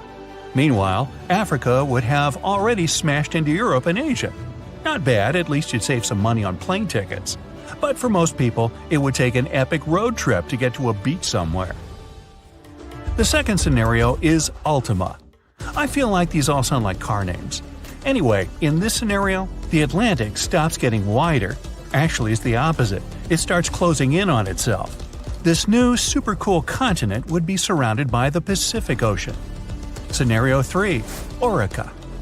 Both the Atlantic and Pacific Oceans eventually shrink down until they either disappear or end up like tiny little lakes. All the life in these two oceans is gone. Instead, some new ocean starts forming to replace them. And the new supercontinent? It has Australia in the corner, with the Americans and East Asia each on the opposite side of a small puddle that used to be the Pacific. The rest of the planet is one big unexplored super ocean inhabited by… who knows? I won't be around then. Number 4. Amasia. There's that car thing again. This one predicts Africa, Australia, and all the continents except Antarctica start moving north. Sorry, Antarctica, even planet Earth keeps forgetting about you. Better luck next time. Well, way off in the future, it might be possible to take a big old road trip across every continent, or drive across the African-South American border, or even get to Australia without having to take the longest flight of your life. But we've got a while to wait. What should I do for the next 250 million years? Binge watch some Brightside? Tectonic plates move at different speeds, some slower, some slightly faster. Your hair and fingernails actually grow at roughly the same speed as these beasts move. Imagine if everyone lived on one of those supercontinents. Animals would finally be able to cross continents and meet species they've never seen before. Leopards, rhinos, lions, elephants. Imagine if they got curious enough to set out on a journey out of their habitat. A lion might meet a polar bear. Kangaroos could finally leave the land down under, and birds that migrate to warmer places would have to totally reorganize their travel schedules. Who knows what the climate would be like? Playing around with the continental jigsaw puzzle isn't exactly a new thing. Our world didn't always look like this. 300 million years ago, our planet didn't have 7 continents. It had only one, a supercontinent called Pangaea. Pangaea was surrounded by only one ocean. Over time, it slowly started falling apart. At one point, South America, Antarctica, Australia, and Africa were one unit, and North America and Eurasia were another. Over time, these continents also splintered off, each heading in its own direction. Scientists have discovered many similar plants and animal fossils on continents that are separated by huge oceans. Even when you just glance at a map, you can see how Africa and South America look like two massive puzzle pieces that fit together perfectly. When you look at all the oceans and seas on a map, it may look like they just flow right into each other, like there's only one big ocean and people gave different names to different parts. You wouldn't think that if you've ever been to the place where they meet. The Atlantic and Pacific have a strict border that looks like an invisible wall separating two completely different worlds. You can clearly see different colors and waters, and they don't mix. Of course, there's no wall or any actual physical border, but not all water's the same. The Pacific and Atlantic have different densities, amounts of salt, temperatures, and a whole bunch of differences. The borders that separate two bodies of water are called ocean clines. The line you see dividing the Atlantic and Pacific Ocean is mostly caused by different salt levels. This is what layers of water with different salt levels look like. It's like they're separated with cling film, each one with a different color because it has different things growing in it. To see a clear, noticeable border, one sea or ocean has to be a whole lot saltier than the other. Want to get active and use up all the salt in your house? Pour some colored salty water or seawater into a glass bowl. Then add fresh water on top. Voila! The Pacific Ocean is the less salty one. That's because there are loads more rivers flowing into it. Heavier liquids are heavy, so they should sink to the bottom. But then, why is the border between the Atlantic and Pacific a vertical line and not a horizontal one? First, the difference in density of these two salty beasts may be enough to stop them from mixing, but it's not really enough to send one of them to the bottom with the other floating above it. There's another reason, and it's all about the Earth spinning around. Say you're flying from Chile to New England. If you fly straight north, by the time you get there, the Earth will have turned a bit, and you'd be nowhere near your destination. To get to the right place, the pilot needs to fly in a bit of a curve. That's sort of the same reason that currents move around in different directions. The currents in the Atlantic and Pacific Oceans move away from each other, so they don't really mix at their border, even though they're both just water. Confused? Yeah, me too. It has recently become a popular location for many tourists looking for the perfect place to get away from it all. If you're lucky enough to catch a sunny day here, it's like no other, I can assure you. Chances are, you'll end up having loads of foggy days, but let's be honest, they have a special allure of their own. This enchanting smile-shaped island is called Sable Island. It's located 190 miles from mainland Nova Scotia.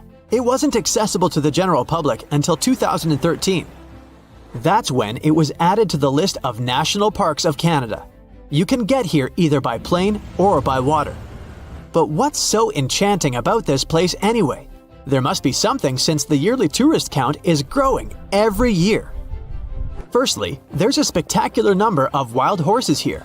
There are between 200 and 500 horses roaming free all over the island. There's also a large population of gray seals. The place is also the only breeding location of a rare bird species called the Ipswich sparrow. If you're already considering a trip here, there are some things you need to know first. Remember that fog I mentioned earlier? Well, it turns out that Sable Island is the foggiest place in the Canadian Maritimes. I'm talking about approximately 127 foggy days each year. During such days, Sable Island literally disappears underneath a thick layer of fog. You won't be able to explore the place on your own either. The local regulations state that visitors need to travel within a group, and they also need to keep a 197-foot distance from the wildlife they can encounter here. As charming as this place may be, it holds a dark secret hidden beneath the sandy dunes, and it has nothing to do with beautiful creatures living here or the island's unique vegetation. Apart from being known from its horses and seals, Sable Island is infamous for an overwhelming number of shipwrecks. Over the years, about 350 ships have ended their lives here, on these sandbars. When survivors described their experiences, they usually mentioned harsh weather conditions near this mysterious island. The island also made its way into literature when it was described in a book called The Perfect Storm, which was written by Sebastian Junger and published in 1997. The book was so successful that it was later adapted for the big screen in 2000, with George Clooney playing the leading role. The first recorded shipwreck near Sable Island dates back to 1583. The boat was named the HMS Delight and was under the command of British adventurer and explorer Sir Humphrey Gilbert. Only 17 people managed to survive the catastrophe by escaping in a small boat.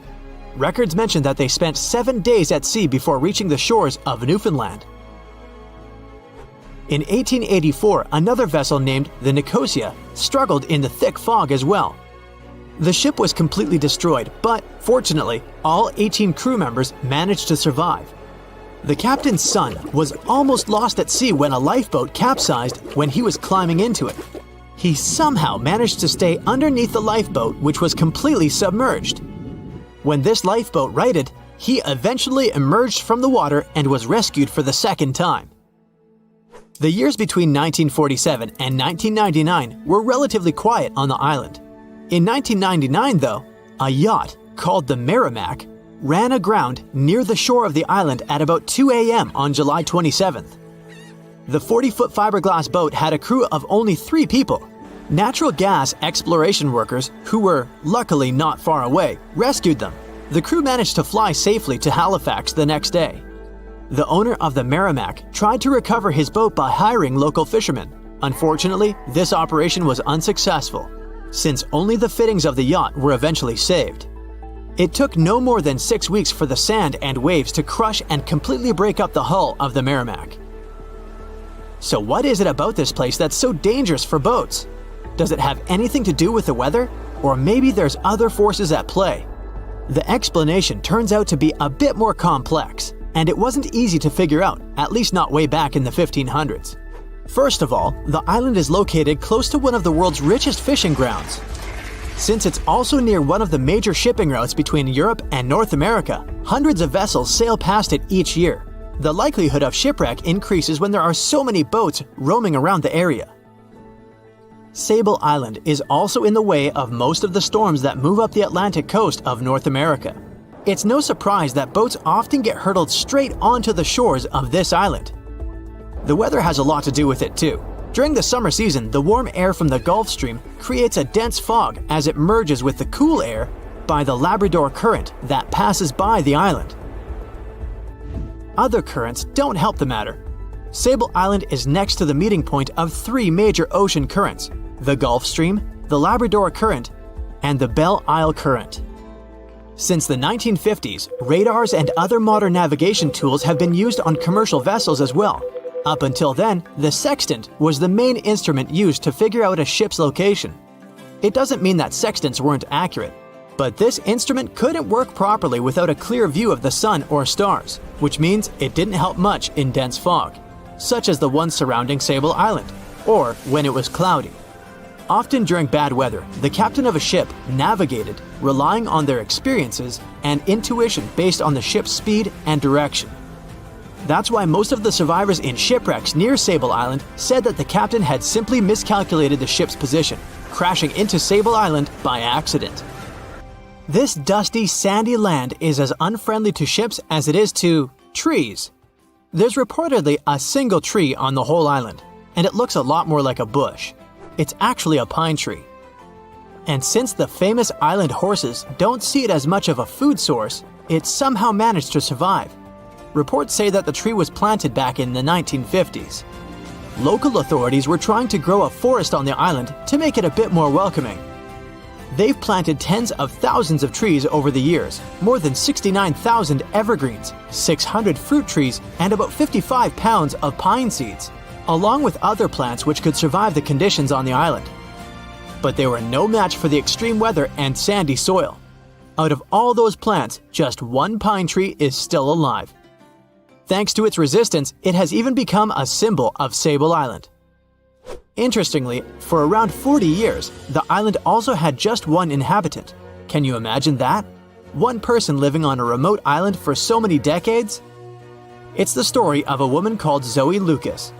She chose to surround herself with the only residents on the island: the horses, the gray seals, and the many species of birds. An esteemed naturalist, she mentioned in an interview she gave back in 2017 that she was used to living on the island and that she never got lonely. To survive here, she had to put together an essentials kit. It included a notebook to take notes and a pair of binoculars to study the wildlife. You can safely assume she wasn't scared of the intimidating surroundings, since she decided to eventually call this place home. At first, Zoe wanted to set up camp on one end of the island, near some abandoned buildings. But eventually, she settled in a wooden house near a bunch of sand dunes. A Canadian institution called the Meteorological Service of Canada put together the simple construction back in the 1940s. Parks Canada operates the building these days. Zoe's work included gathering as much data on the local horse population as possible. It could help scientists better understand how they managed to adapt to the unfriendly environment. She also helped gather the debris that made it to the shore to help track pollution levels. Among all the rubbish that she collected, there was a refrigerator and a crate full of fresh peppers. Some other specialists eventually started working rotating shifts on Sable Island to offer the brave woman a little bit of company now and then. At the beginning of the 20th century, somewhere off the coast of West Africa, a German steamship was leaving the port. Suddenly, the weather got worse, and the vessel entered a thick fog. The sailors ran aground on a sandbank close to the shore. Luckily, no one was hurt, and they were even able to save their precious cargo. But the ship was stuck in the sand for good. And it was not alone there. Nearly the entire length of the western coast of Namibia is called Skeleton Coast. If the name sounds scary, that's because it is. This 976-mile-long beach line is among the most dangerous places on Earth. The local Bushman tribes believe that their supreme deity made this land when it was angry. The Portuguese were the first Europeans to set foot in Namibia in the 15th century. And yep, they didn't like Skeleton Coast either. Portuguese explorers thought this land presented the gates to the underworld. This is the place where the Namib Desert meets the Atlantic Ocean. It might be dangerous, but it's actually beautiful. Plus, it's a UNESCO World Heritage Site. If Skeleton Coast had a PR manager, they would quit on the first day on the job. The area is not exactly tourist-friendly because of its geography and history. Beneath the sand and the waves, there is a secret ocean currently lurking for unsuspecting sailors. It's called Benguela Current. It flows towards the north along the coast of southern Africa. This part of the Atlantic is rich in marine life, but the current's land neighbor isn't that happy with the deal. This arid climate created the Namib Desert, one of the driest regions on Earth. And that marine life I just mentioned? It's sharks. 11 species of them to be exact. And yes, the great white decides to pop by once in a while. So far, we've got a desert landscape, strong currents, and sharks. Not a place for a beachside resort, definitely.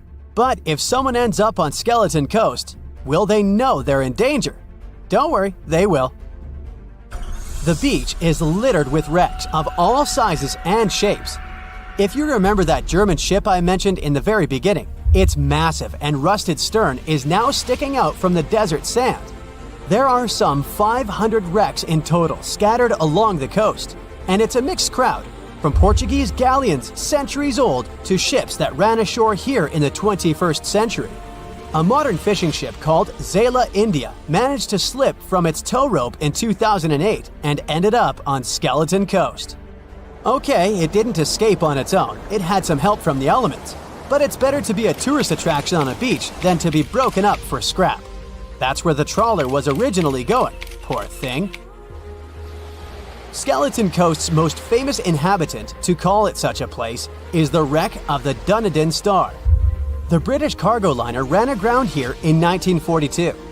The massive rescue operation that followed reveals why it's so dangerous for sailors to end up here. The rescuers managed to save all of the crew and passengers, but at a heavy price. An aircraft and a tugboat were lost in the process. It took the last of the rescuers a full 2 months to return home to Cape Town. Why, you might wonder? One look at the map of the region reveals the reason. It's an endless sea of yellow, which is the sand. There are so few roads here, so Skeleton Coast is hard to reach by land. There are also legal obstacles. You need a special permit to drive into the area. But the skeletons in the name of the area don't only refer to ships, they also stand for animal bones. Most of these belong to whales and seals. Many animals have adapted to the area, so lions and hyenas roam the coastline in search of a meal. Yeah, now there are hungry lions as well, as if those sharks weren't enough. Other animals with a temporary residence on Skeleton Coast include elephants, cheetahs, leopards, and giraffes. In 1971, the Namibian authorities established a national park here, but except for surfers, after an adrenaline rush, they don't get many visitors. You can understand why. The Namib Desert is the oldest desert in the world, and it's not very tourist-friendly either. Those who travel to the region should pack sunscreen and a warm winter jacket. A weird combo, right? Well, not so much when you think that during the day, temperatures soar over 110 degrees Fahrenheit. At night, the air temperature drops below freezing. What a climate roller coaster! And that's not the final danger. Yep, there's more. Remember how that German ship got lost in thick fog? Yeah, it wasn't a one-off event. Because of the region's climate, fog shows up frequently. Sailors should cover their ears now, but this fog is actually good for wildlife. This is their only source of water in the Namib Desert. Reptiles and mammals have adapted to the harsh climate. They use as little water as possible. Shifting sands, thick fog, strong currents, lions, and sharks. Not the stuff you would put in a tourist booklet, but Skeleton Coast isn't the only beach on Earth you wouldn't want to spend your vacation on. I will take you to Cape Tribulation in Australia. The area covers some 48 square miles in the northwestern part of the continent. And no, the area is not as dry as Skeleton Coast. It's part of the Daintree rainforest. You could say that here, it is the rainforest, not the desert that meets the ocean. The beach at Cape Tribulation is straight from a postcard. But looks can be deceiving. Australia? Probably sharks. No, crocodiles are out here to get you if you decide to go for a dip in the sea. There are saltwater crocodiles that the locals call salties. Well, that's a cute nickname for such a dangerous reptile. And it's not just them. The wildlife seems to have a beef with visitors. From October to June, the waters around Cape Tribulation are full of box jellyfish. Their venom affects the human cardiovascular system. When touched by a jellyfish out at sea, swimmers won't have enough time to reach land for help. Vinegar helps neutralize the sting, so you might want to keep a spare bottle in your luggage. Crocodiles and jellyfish sound dangerous, but there's one more animal you should look after. It's the wild boar. It might sound funny, but you won't laugh when you're being chased by one of these across the beach. 21 million wild boars live in Australia. They're mostly active at night, making it even more dangerous if they charge at you. The best defense is running in circles. Wild boars can't cut corners well. That's probably why we don't see many of them taking up careers as race drivers. Cape Tribulation has one last danger installed for you, and it's not an animal. Out here, even the trees are plotting against visitors. The stinging tree got its name for a reason. If you try to pick one of its beautiful red berries, it'll fight back. Its prickles are like tiny glass shards. The less than pleasant effect on your skin will last for a month. Then there is this wait a while bush. Who keeps naming them like this? This long vine has spikes that grab hold and just don't let go. They are so strong they can pull a human off a horse. You'll have to wait for someone to come by and save you from this thorny grabber. If you are about to cross this Australian beach from the vacation list, hold on for a second. Tourism is booming here. The local authorities have restricted access to all of the danger zones. Visitors go swimming in dreamy water holes that are surrounded by lush vegetation. There are even ropes to swing from. Now, that's a beach you can finally relax on. They said it was the most technologically advanced ship.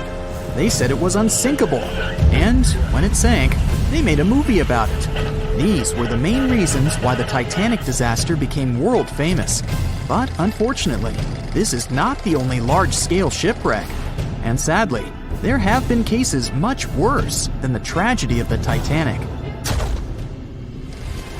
One of them occurred on April 27, 1865. The Sultana steamboat carried passengers and cargo daily between St. Louis and New Orleans. It was a pretty large wooden boat with 3 decks and was 260 feet long and 70 feet wide, almost twice the size of a basketball court. The ship could carry about 350 passengers, but on that unfortunate day, more than 2,000 people were on it. On April 23rd, she was making a routine voyage from New Orleans when it broke down. Something was wrong with the boiler, so the vessel docked in Vicksburg for repairs. At the port, the ship's captain, James Cass Mason, found out about an excellent opportunity to earn a lot of money. All he needed to do was to transfer a large group of former prisoners to the north. The captain agreed to do it, but the problem was that the boiler required a lot of time to repair. Mason was afraid that his competitors would take the job, so he decided to sail despite the malfunction the ship had. He patched up the holes in the boiler instead of a big repair and invited all the ex-prisoners on board. So, there was a broken boiler, an excess number of passengers, a lack of lifeboats, and not the best river conditions. Also, the captain refused to send the ex-prisoners to the hold, so they were all with ordinary passengers. There were strong chances for a shipwreck, but the greedy desire to earn more money was stronger. The Sultana went on a voyage and sailed up the river for 2 days. At this time, one of the biggest Mississippi floods in history began. The river overflowed its shores because of the flood, with the water level rising several feet. All the trees on the shore disappeared, and only the tops were sticking out of the water. The ship sailed opposite this powerful current, making the boiler work too hard. On the evening of April 26th, the Sultana arrived in Memphis, Tennessee, and they loaded even more, 120 tons of sugar and 200 passengers. She got incredibly heavy. Around midnight, the ship continued its dangerous journey. The captain sailed to barges to load a shipment of coal. At 1 a.m., the vessel left the barge. At 2 a.m., the broken boiler, unable to withstand the load, suddenly exploded. The Sultana was just 7 miles north of Memphis. Few people survived that day. The problem was that passengers trying to escape from the fire jumped into a cold river with a strong current. The Sultana disaster is considered the most tragic shipwreck in the history of the United States. The exact number of those who didn't survive is still unknown. According to various sources, this number was from 961 to 1,800 people. Don't be surprised that almost no one knows this story. There were many more survivors in the Titanic tragedy, and everybody heard about it. But the Sultana sank during one high-profile event. 12 days before the shipwreck, the country lost Abraham Lincoln. People hadn't yet recovered from this news, so no one paid much attention to the tragedy of the Sultana. Many catastrophes happened quite recently by historical standards. One of them occurred in 2002. The ferry La Jula was a Senegalese vessel. The ferry sailed twice a week, mainly along the coast of Dakar. carrying passengers who traded mango and palm oil. It made daily voyages and never faced severe problems thanks to modern rescue equipment and good repair service. But one day, the ship's crew discovered a malfunction and sent the boat to port. For almost a year, La Jula was in a non-working condition, awaiting repairs. But it didn't get high-quality service. After poor maintenance, the ferry set off on its last voyage. On September 26, 2002, La Jula sailed between southern Senegal and Dakar, and at 11 p.m.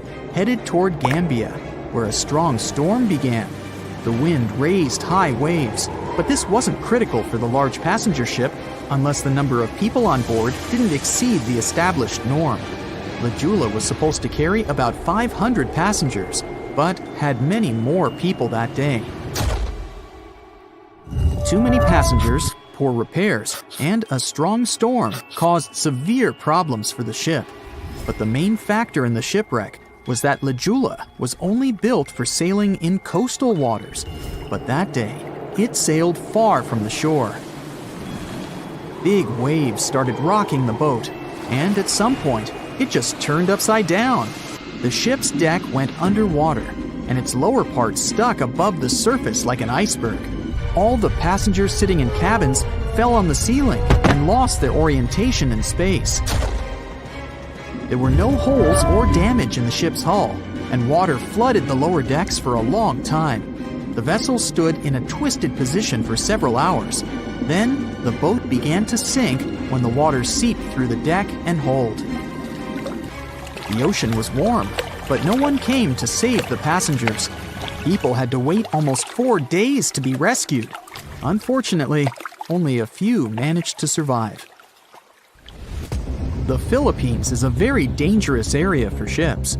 This place consists of several thousand islands and a vast area with shallow water.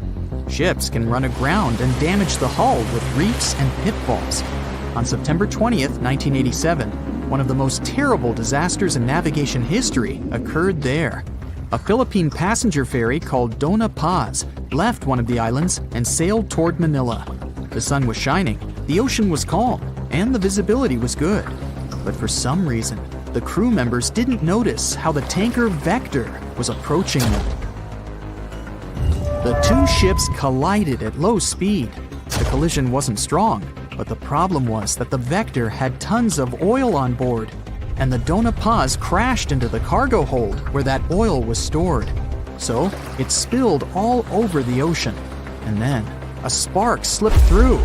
Not only did the two ships catch fire, but also filled with water. Both ships sank in a matter of seconds. Only a few dozen people survived that disaster. On September 27, 1854, the passenger ship Arctic sailed from Liverpool to New York.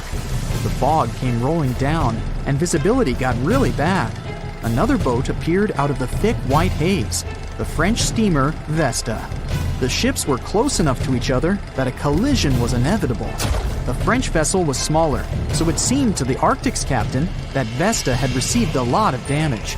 And while he was staring at the other ship, his boat got quickly filled with water.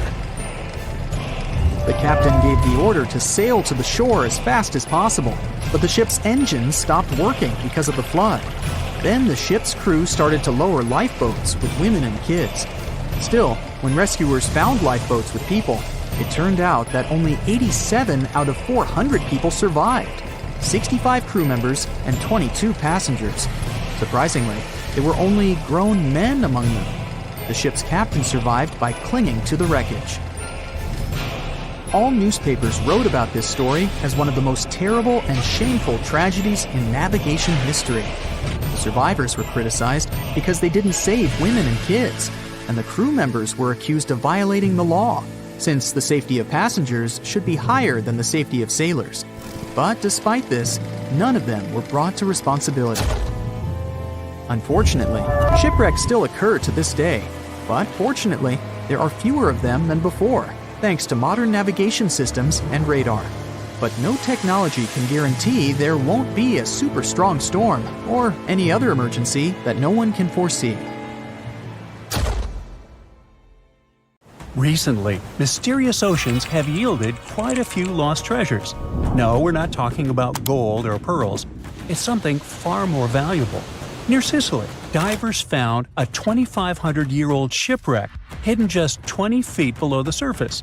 It's so ancient that experts aren't sure what it was made of. That takes us all the way back to the time full of political intrigue, conflict, shipbuilding, and discovery. But first, wait. The remains of the boat were only 20 feet below the surface? That's not deep at all. Almost every amateur diver could reach that depth. How could it stay hidden for 25 centuries? Well, the ship wasn't sitting out in the open like some movie prop. Over time, storms and shifting currents buried it under layers of sand and rock, disguising it as just another lump of seabed to anyone swimming above. The only reason it was discovered was the high-end scanning technology. Researchers basically played high-tech hide-and-seek using sonar to pick up straight lines and patterns that the sand had been hiding for centuries. The ship dates back to the 5th or 6th century BCE.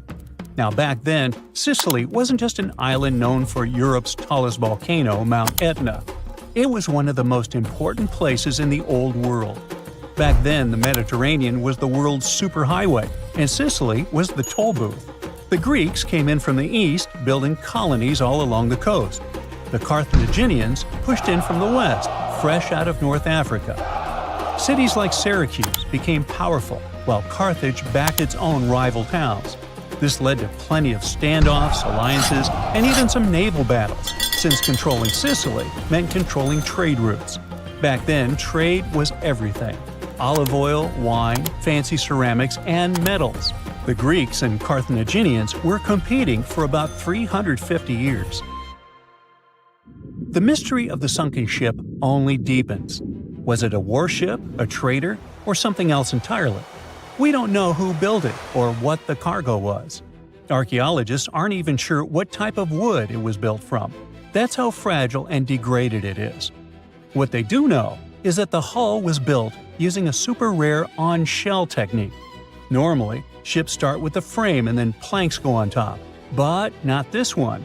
The builders joined the planks edge to edge first, like a giant wooden puzzle, and added the ribs for support afterward. This method was only used for a short period in Greek shipbuilding, which makes the Sicily wreck an incredibly rare glimpse into some cool naval experimentation, which might also point to the ship's origin. But that's not the only thing. Divers also found several anchors nearby. 2 of them were iron anchors shaped like upside-down T's, which probably came from the 7th century CE, more than 1,000 years after the ship had sunk. This means that there is still more to uncover. The ship isn't some random lucky find. It's part of something called the Kawakana Project.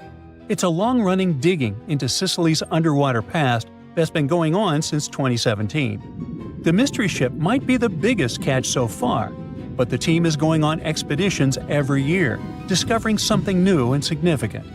However, that's not the whole story. We have 3 more recent findings worth discussing.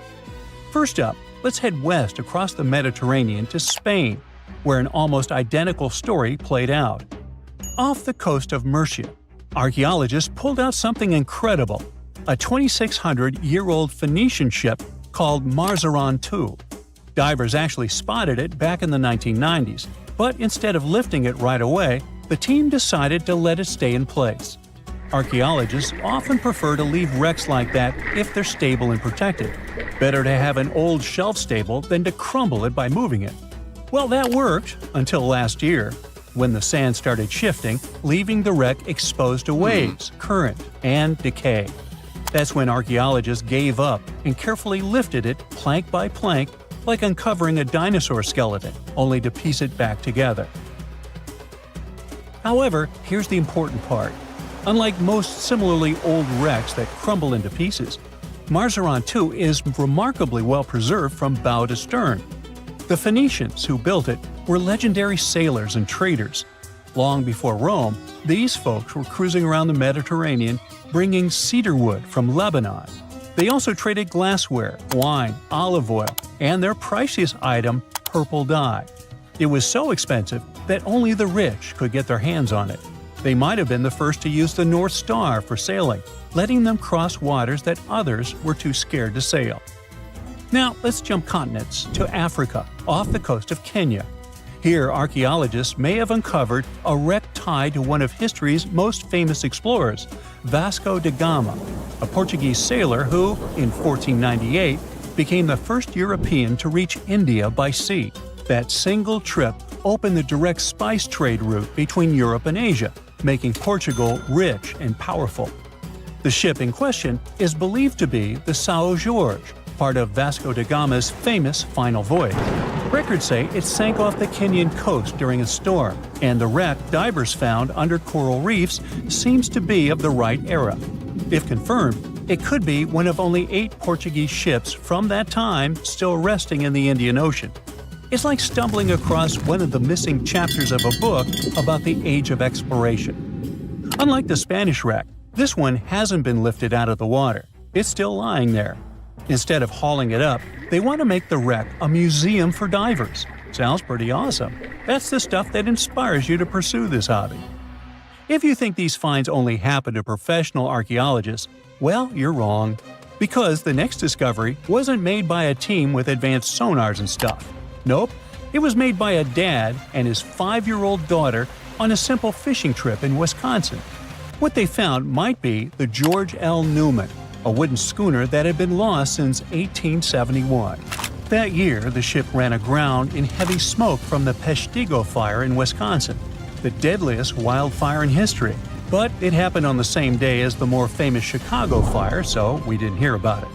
Anyway, for more than 150 years, everyone assumed the Newman had been lost forever.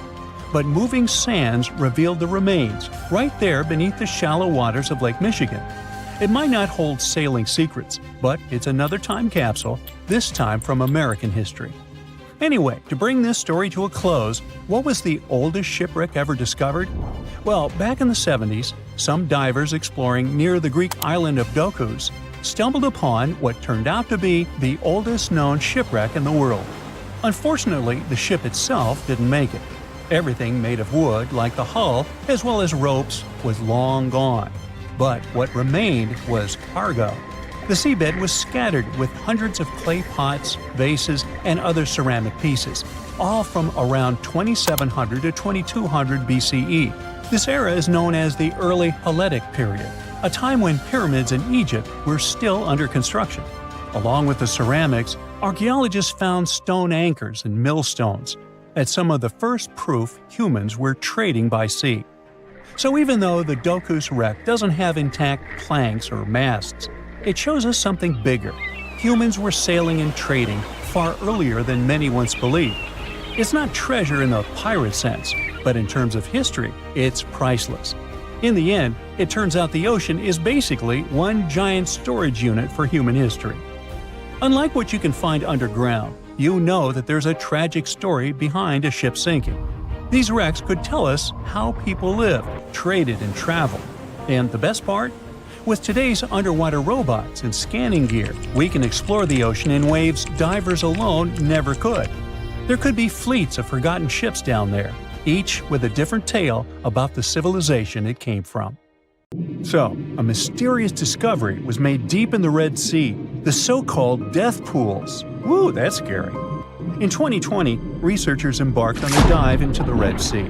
The mission spot was in the Gulf of Aqaba, between Saudi Arabia and Egypt. Near the end of their expedition, as they ventured deeper into the darkening waters, they noticed some strange seaweed floating above the seafloor. They decided to use a remotely operated vehicle and investigate it. Suddenly, they discovered these strange, motionless lakes of water within the sea. These are called brine pools. They're basically pockets of salty water deep on the ocean floor. And when I say salty, I mean it. Sometimes they're up to 8 times saltier than the ocean water itself. Mysteriously, they don't mix well with the surroundings. They formed millions of years ago, sometime during the Miocene epoch, back when weird creatures roamed the earth, like me, and deeply buried mineral deposits dissolved into the water. The largest pool spans about 170,000 square feet. Meanwhile, 3 smaller ones are under 107 square feet each. At first, this discovery didn't seem that scary. But here's why they're so horrifying. Not only are they disgustingly salty, they also lack oxygen. Now hold on a sec, isn't that normal for something that's underwater? Well, it turns out the Earth's waters are full of oxygen, and at least half of this element on our planet comes from the oceans. Just like plants on land, marine plants, such as phytoplankton, seaweed, and algae, munch on sunlight and produce oxygen through photosynthesis. They release lots of it into the surroundings. Marine life then eats half of it, so only about a quarter of the oxygen that we breathe actually comes from the oceans. Just like us, sea creatures need this element to survive. Without it, they can't breathe and support their metabolism to live. That's why these pools are super dangerous for most of them. It's like a puddle of thick syrup for bugs. When they get in, the poor things immediately suffocate and pass away. Which is why the pools are surrounded by a graveyard of marine animals. But let's see how these things can exist in the first place. Have you ever tried making ice cubes from salty water? Spoiler, it's pretty hard. When you add salt, the water gets harder than usual to freeze, a phenomenon that has a funny name, freezing point depression. Oh, that's because salt interferes with the hydrogen bonds between water molecules. As it finally freezes, stuff like particles, dirt, or dissolved salts get pushed out to the sides. As a result, the salt's kind of squeezed out of the ice crystals and gets trapped near the edges in small bubbles or pockets. Something similar happens in the ocean when seawater starts freezing under super cold polar caps. The salt doesn't freeze with the water. Instead, it gets pushed out, forming a super salty cold liquid, the brine. And then it sinks down to the ocean floor. On a large scale, all this process also helps currents to form. Despite being so dangerous, the pools are still full of microbial life, because microbes couldn't care less, they'll survive anywhere. There are literally thick mats of them in the brines. There are also some salt-loving creatures, like shrimps and eels, hovering around the pool's edges. They're being super creepy, waiting to catch unsuspecting prey that ventures too close to the toxic death pool. Ew. Well, it sounds icky, I know. But this discovery gives us some fascinating insights into how life might have originated on Earth. We already know from the evolution theory that we came from the ocean, but now scientists think that life might have begun in the deep sea in some super dark, oxygen-free places. These brine pools are like time capsules. They're one of the closest things we've found to the early Earth. They can tell us the planet's history of earthquakes, floods, tsunamis, and more. For example, they have some traces of rainfall that happened over 1,000 years ago. And they can also help us search for life on other water-rich planets. For example, Mars most likely used to have huge oceans on it. Now, NASA scientists want to send a special instrument called HABIT for a special red planet mission to study things similar to our brine pools. This will tell us more about how life appears and survives in the universe. There is lots of unexplored fascinating stuff like this in the Red Sea. That's why scientists conducted the so-called Decade Expedition and spent around 5 months exploring the place. This expedition was launched by the National Center for Wildlife. They made so many remarkable discoveries that now we've got 77 new research papers. For example, they found over 10 blue holes, incredible underwater sinkholes that host unique ecosystems. They also learned that dolphins can use those blue holes to protect their young from predators. Scientists also found traces of great white sharks, a creepy community of deep-sea lanternfish living in low oxygen conditions, and even a new coral species. It's the most resilient deep-sea corals that also vibe just fine without oxygen, like microbes we mentioned. Speaking of which, research also showed us some new ancient thermal vents and large blobs of microbial formations near Farasand Island. Now, can you believe that with all that, we only explored 5% of the ocean? It's divided into several layers based on depth. Each layer becomes darker and more isolated from sunlight as we go deeper. The places that no sunlight can reach are terrifying. Now, the fun, cute layer with dolphins and turtles is called the epipelagic, or sunlight zone. It's so tiny, but even this layer is about 650 feet deep. Then we have the mesopelagic, or twilight zone. It's the layer of mysterious octopus, shark, and other loners, which extend to about 3,000 feet down. And then, the horrors begin after this one. We encounter the bathypelagic or midnight zone. It extends to 13,000 feet below the surface, about a half of Everest above you. Here we have the famous poor blobfish, squids, and anglerfish. Below it is the abyssal zone. It extends to about 20,000 feet deep. Since there's not much sunlight or oxygen, as we mentioned, most creatures here are quite small, like tube worms and shrimp. The darkness continues until we arrive at the scariest place of the planet, the place full of trenches formed by tectonic plate movements, the Hadal Zone. It's named after Hades, the deity of the underworld in Greek mythology. Just like Hades' realm is dark, remote, and guarded, the Hadal Zone is the deepest and most depressing part of the ocean. It starts at depths of around 20,000 feet and can go down to 36,000 feet and more. The famous Mariana Trench also belongs to this zone. Only 3 people in history have ever explored these depths in person, making it one of the least explored and most mysterious places on our planet. However, despite crazy high pressure, near freezing temperatures, and complete darkness, there are still things who manage to survive here. Guys like amphipods, which are critters who feed on dead material sinking from above, and the Hadal snailfish, which lives as deep as 27,000 feet. So scientists used to assume that if there's no sunlight, there wouldn't be that much oxygen around.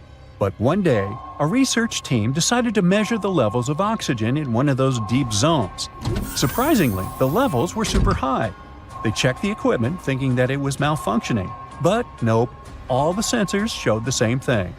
Turns out the oxygen was somehow generated by rocks. These small potato-sized rocks on the seafloor are called polymetallic nodules. They're rich in metals like copper, nickel, and cobalt, and they're basically like small batteries. When you put a battery in salt water, it can produce bubbles of gas, a process called electrolysis. In the same way, these rocks create tiny electric currents, which are powerful enough to produce the same gases, splitting water molecules into hydrogen and oxygen. It's the first time we saw oxygen being produced by some non-living minerals. This is what scientists now call dark oxygen.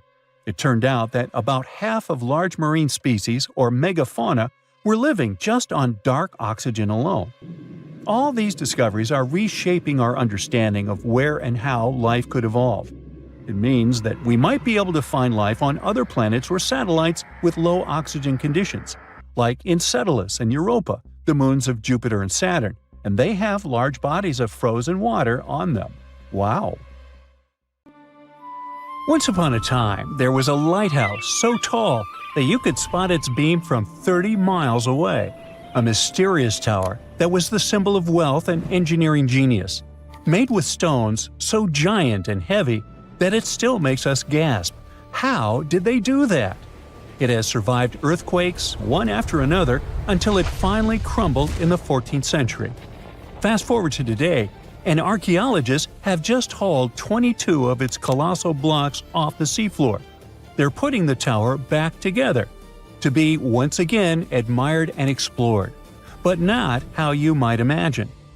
The Lighthouse of Alexandria wasn't just a lighthouse, it was the lighthouse of ancient civilizations, one of the longest-standing world wonders. Built around 280 BCE on a tiny island called Pharos, it reached about 330 feet up in the sky. For comparison, that's taller than the Statue of Liberty or Big Ben. Now, keep in mind that this was before cranes, steel beams, or gym enthusiasts, and it becomes awe-inspiring. For sailors, spotting that gleaming tower was like finally seeing your exit sign after hours of driving on the world's most dangerous highway. The lighthouse was a sight for sore eyes, because legend says the waters around Pharos were tricky, full of hidden reefs that could smash ships to pieces. Old sources claim it took about 12 years to build, with a price tag being around 800 Athenian talents of silver, which is an ancient unit of weight close to 57 pounds. That means someone had to haul chests holding 23 tons of coins, without a forklift, most likely across the sea. Wow! The lighthouse was so impressive that the word Pharos ended up being used for lighthouses in a bunch of different languages. The structure had a cool 3-tier design. It was square at the bottom, octagonal in the middle, and cylindrical on top. On its top, it had a statue, most likely of Zeus or Poseidon. The lighthouse's white limestone exterior was polished with a sun-catching plaster, so it gleamed like a beacon even without fire. At night, things were different. Wood was hard to come by in Egypt, so the fire on top may have been fed with bundles of papyrus roots or even naphtha for a brighter flame. Whatever the fuel, its glow was boosted by a massive polished bronze mirror. Now, bronze mirrors were common back then. It wasn't until the Renaissance, way long after the pharaohs had crumbled, that glass-coated mirrors became standard in European lighthouses. During the day, the same mirror could reflect sunlight, and the tower's bright white silhouette, along with the smoke curling up from the fire, would help sailors find their way. Alexandria was one of the biggest ports in the ancient world, filled with merchants, travelers, and messengers, and the lighthouse was its landmark. Now, fun fact, if you're a fan of the Song of Ice and Fire universe, it certainly popped into your mind when reading about the High Tower of Old Town. Some fans speculate that not just the fictional lighthouse, but also the city itself, was directly inspired by Alexandria. And George R.R. Martin's love for ancient wonders doesn't stop there. There's also the Titan of Bravos, and the beloved author confirmed the intentional parallel to the imposing Colossus of Rhodes. For over 1,600 years, the lighthouse stood high against time, storms, wars, and intrigues, just like in the Game of Thrones. But it was finally defeated by nature itself. Sadly, a few major earthquakes during the 14th century brought it down, scattering its massive stones across the seabed. For over 5 centuries, the remains of the lighthouse just sat there under the waves, basically turning into an underwater rock garden. Divers knew about them, but hauling up 60-ton blocks from the sea is a job for a superhero, or a super powerful crane. And, until recently, it was a lot safer to leave them where they were. Alexandria is still, to this day, a busy harbor, and isn't exactly the easiest place for delicate archaeology. In the 1990s, archaeologists started mapping the whole area around Pharos Island. What they found was precision-cut limestone and granite blocks, some still showing carved edges. Over time, more than 100 massive pieces were cataloged, including chunks of columns, statues, and giant building blocks that could only have come from the lighthouse. Finally, in 2025, Egyptian and French teams joined up and brought that super crane along with a team of divers. In a carefully planned operation, they brought up 22 giant slabs from the seabed. There were parts like door lintels, threshold slabs, and a mysterious pylon, speculated to be some kind of monument. Some of those blocks weigh 70 to 80 tons, which is the weight of 20 African elephants. Those giant boulders are on dry land for the first time in over 600 years. But what happens now? Are researchers really about to rebuild the lighthouse like a giant Lego set? Not quite. You can't just stack century-old blocks like that. For starters, no one's 100% sure what the lighthouse of Alexandria really looked like. Yeah, we've got drawings and clues, most famously, the tiny images stamped into Roman coins from Alexandria. But they're more like an artist's quick sketch, not quite the blueprints for recreating something down to the last detail. And then there's the missing pieces problem. Those recovered stones are just a fraction of the original structure. Over the centuries, much of the lighthouse's material was repurposed. In fact, the spot where the lighthouse used to stand is now home to the citadel of Qaitbay, a fortress built right on its old foundations. The fort is not just a symbol of the past, but also a tourist attraction and a recognizable Alexandrian landmark. So, no, Alexandria isn't about to get its legendary tower back. At least not in that way. Instead, these newly recovered stoneworks are headed for conservation labs to be studied. Specialists will clean, stabilize, and document every carved groove and chisel mark. Later, they're likely to head to a museum. After all, it's part of the national treasure. However, that's not the end of the story. We still have the technology on our side, that promises a fully recreated and explorable lighthouse, just like it was all those centuries ago. The entire endeavor is called the Pharos Project, and its mission is to turn those hauled massive stones, lintels, thresholds, base slabs, and even a mystery pylon into a complete walk-through digital twin of the Lighthouse of Alexandria. Each piece is getting high-resolution 3D scanning, joining more than 100 fragments already recorded underwater. The goal isn't just a research. The Pharos Project aims to bring back the lighthouse's original look and feel and turn it into a museum. 330-foot-tall structures often have a lot of stairs, and virtual reality is going to be far less painful for my old feet. Museum visitors could walk around its base in augmented reality, while researchers could use the model to test new theories about its structure and function. Hopefully, we'll be able to customize our own atmosphere, dim the lights, and examine the walls just like in a video game. Maybe they'll render pigeons and seagulls to make it even more authentic. We still don't have many details, but the entire thing is being recorded and will be made into a documentary. While we don't have booths to time travel, talented designers can bring the past back to the present. They just need the correct concept art. Sure, nowadays you can recreate almost everything in 3D, but the point here is the authenticity, to put it back together exactly how it was. This is what the Project Pharos wants to achieve. Maybe one day, every ancient world wonder will end up being recreated in a similar way. But there's no reason to stop there. Virtual tourism can save time and money, and while nothing can replace the real experience, visiting authentic locations recreated in virtual reality may be the next best option. Locals are already excited. The Citadel of Quaitbay is already drawing people, but now Alexandria is about to get the first digital tourist attraction. Soon anyone with a VR headset can stand on top of this historic wonder, squint while watching the sunset, and finally answer the burning question: is it possible to get exhausted while climbing virtual stairs? And can I customize the soundtrack? Ooh. The lost city of Atlantis may have actually been found. No, really. Two researchers were working in the waters off the coast of Cuba when they discovered the ruins of what looked like an ancient submerged city. That happened about 20 years ago, and yet no one really talks about it today. It's like the authorities just took the research, locked it away in some top-secret room, and decided no one else should know about it. But why? Well, I'm going to tell you.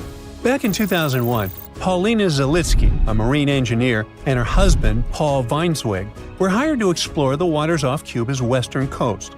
They had two main objectives: to search for old shipwrecks, possibly hiding treasures like gold and jewels, and to locate valuable oil and natural gas deposits deep underwater. They were using a sonar.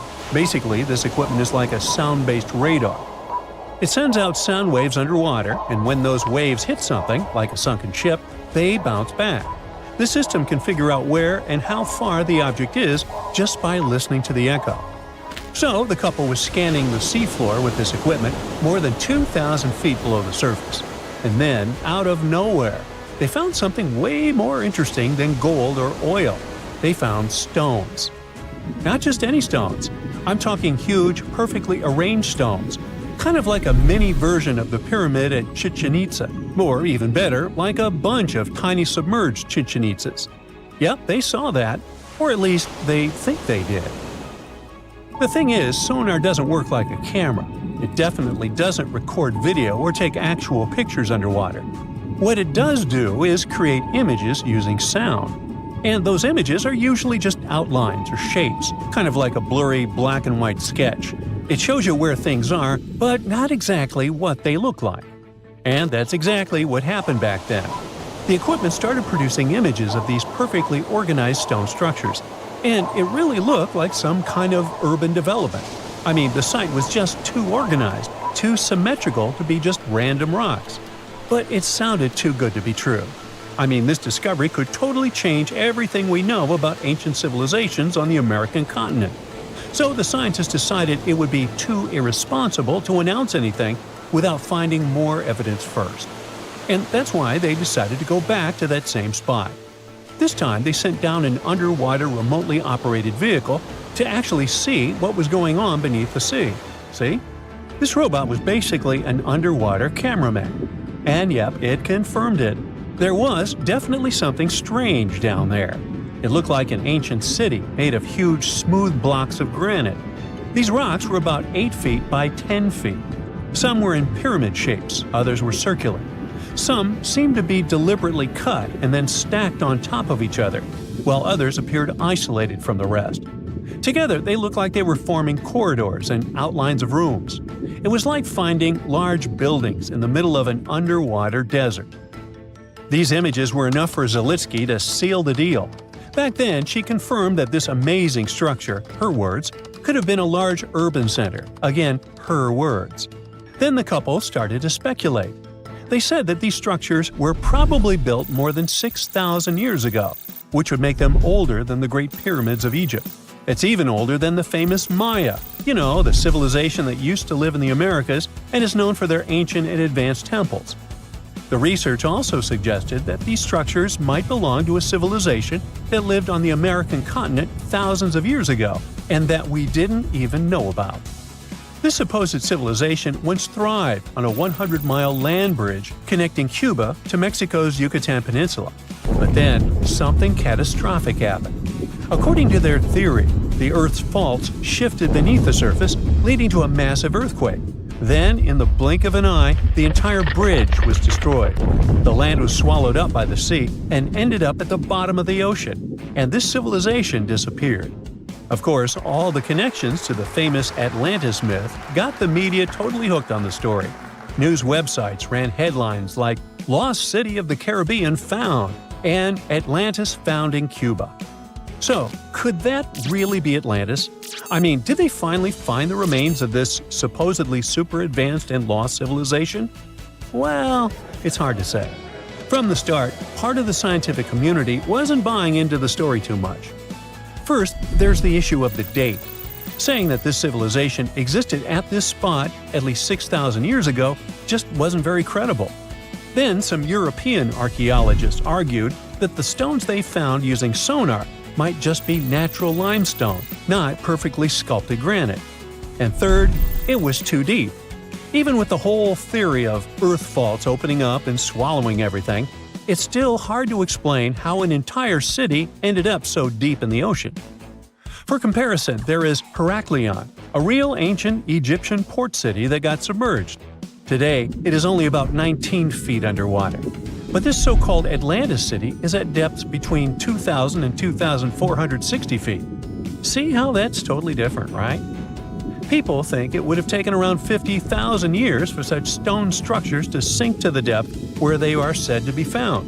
And according to experts, none of the known civilizations from that long ago had the ability to build such structures. But for Zalitsky, yes, it was possible. She still believed in the fault theory to explain how this land ended up at the bottom of the ocean so fast. Big movements of the Earth's tectonic plates are usually followed by things like volcanoes and earthquakes. So, according to her, it's a powerful event, and the island sinking could have happened really quickly. This earthquake theory could also explain why some of the megaliths on the seafloor look organized while others don't.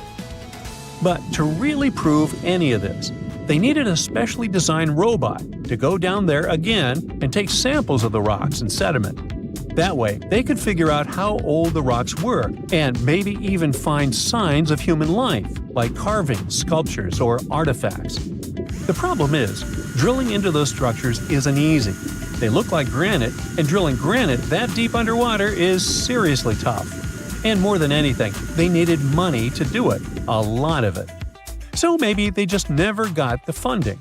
Because even with all that initial hype, no further explorations or studies were ever reported. And that lack of follow-up sparked a lot of speculation. Some people even wondered if the story got shut down on purpose, like maybe the authorities wanted to keep something top secret. As if this underwater city was built by some kind of higher extraterrestrial being, and they just don't want us to find out. But truth be told, The strongest argument for saying, yeah, that is definitely a lost city, is that nature supposedly couldn't have built something so symmetrical. Geologists did try to find natural explanations, or at least similar examples from other parts of the world, but they came up short. Still, just because we haven't found a clear natural explanation doesn't mean there isn't one. Nature can create some pretty wild and unexpected stuff, so honestly, that whole too perfect to be natural angle is kind of a weak argument. What most likely happened is that experts just weren't convinced it was actually a sunken city, and that's probably why no one followed up on their work. Over time, the buzz faded, the story disappeared, and the site slipped back into silence. And without more data, the true nature of those underwater formations off Cuba's coast is still a mystery. Ever since Plato wrote about the allegory of Atlantis, humanity has been fascinated with the possibility of the discovery of a thriving underwater civilization. Fancy joining me on a trip to a few historic underwater sites? Let's see what we can find out about ancient civilizations. The first one on our list is what is being called the underwater Stonehenge. Scientists have recently discovered a mysterious pile of cairns that stretch for miles under the shimmering waters of Lake Constance at the borders of Switzerland, Germany, and Austria. Archaeologists began to explore the site back in 2015, and they haven't been able to understand yet what it was actually used for. What they do know is that there is a 12-mile line of 170 human-made stone cairns under Lake Constance. Scientists say this was most likely the result of a combined work of several villages. The cairn site was probably used for some collective purpose. The formations are huge. Some of them are several dozen feet wide. The most amazing discovery so far is that the site dates back to around 5,500 years ago. Now, what were we humans doing back then? We were living in the prime years of the so-called Stone Age. We were beginning to make artifacts from stone and use them to hunt and eat. Can you imagine what a knife and fork might have looked like back in those days? It's no coincidence that scientists call this site the underwater Stonehenge, though. Both sites are believed to have been built around the same period of time. You see, Stonehenge dates back to around 3100 BCE. Both sites carry the distinct characteristic of stone monuments built in a circle. Not to mention the fact that scientists also haven't figured out why on earth our early ancestors would feel the need to build a monument such as Stonehenge. Well, the mystery of Lake Constance hasn't been solved yet. Who were the Neolithic people from this area? And for what purpose did they go through such an amount of work and effort to build this huge stone site? Next, we're taking you on a tour of the Ryukyu Islands just off the coast of Japan. You're diving deep down to an archaeological site. But I should warn you, the waters of the Pacific Ocean are far from smooth. It doesn't take long before you see a huge structure, thanks to the sunlight shining down on the seabed. At first, it looks like Machu Picchu's ruins located across the globe in Peru. As you approach the site, you slowly figure out its forms. A pyramid-shaped structure, arches, staircases. It's something that could have easily been a palace or a castle. Could this be a sign of human activity? What you've just seen is known today as the Yonaguni Monument. It also goes by the name of Japan's Atlantis. The entire monument is about the size of 5 soccer fields and the height of a 5-story building. Its most surprising feature is its expanse of terraces. Explorers and scientists believe that Yonaguni might be 10,000 years old. But whether it's a human-made structure or a natural formation is still under debate. For Japan's top marine geologist, Professor Masaki Kimura, Yonaguni is the heritage of a lost civilization. Kimura has dived to the bottom of the ocean to explore the ruins over 100 times over the past 10 years. According to him, there are clear signs of human activity down there. On the monument's surface, there is a triangle-shaped concave that is a historical symbol of water fountains in the region. There's also a giant turtle carved on the eastern side of the structure. And, according to Kimura, turtles have an important cultural meaning. Several pieces of stone tools have been recovered from the site. Their estimated age is around 10,000 years. However, not all scientists support this theory. For many, Yonaguni is the result of thousands of years of erosion. The fact that the monument is composed of one massive rock leads them to believe it's not human-made. The defined edges and flat surfaces resemble a natural formation in Northern Ireland, known as the Giant's Causeway. The basalt columns look like the ruins of a palace, but they're actually the result of volcanic activity in the region.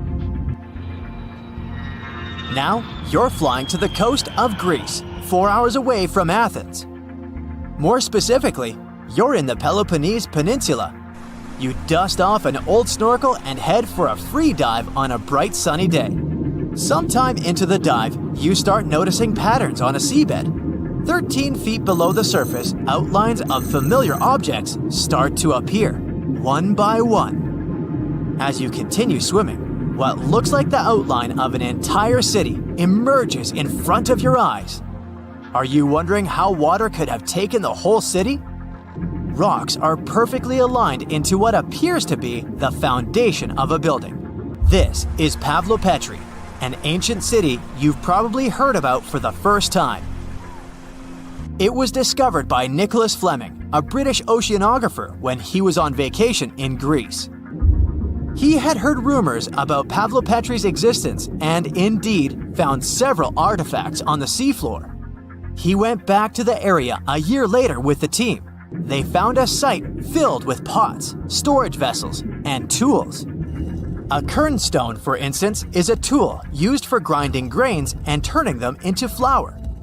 Multiple amphoras indicate that this settlement dates back to the Bronze Age, 5,500 years ago, when people started living in towns. The settlement is believed to have existed for over 2,400 years. Today, Pavlopetri is considered the oldest submerged town ever discovered, and what's impressive is that it wasn't a simple village.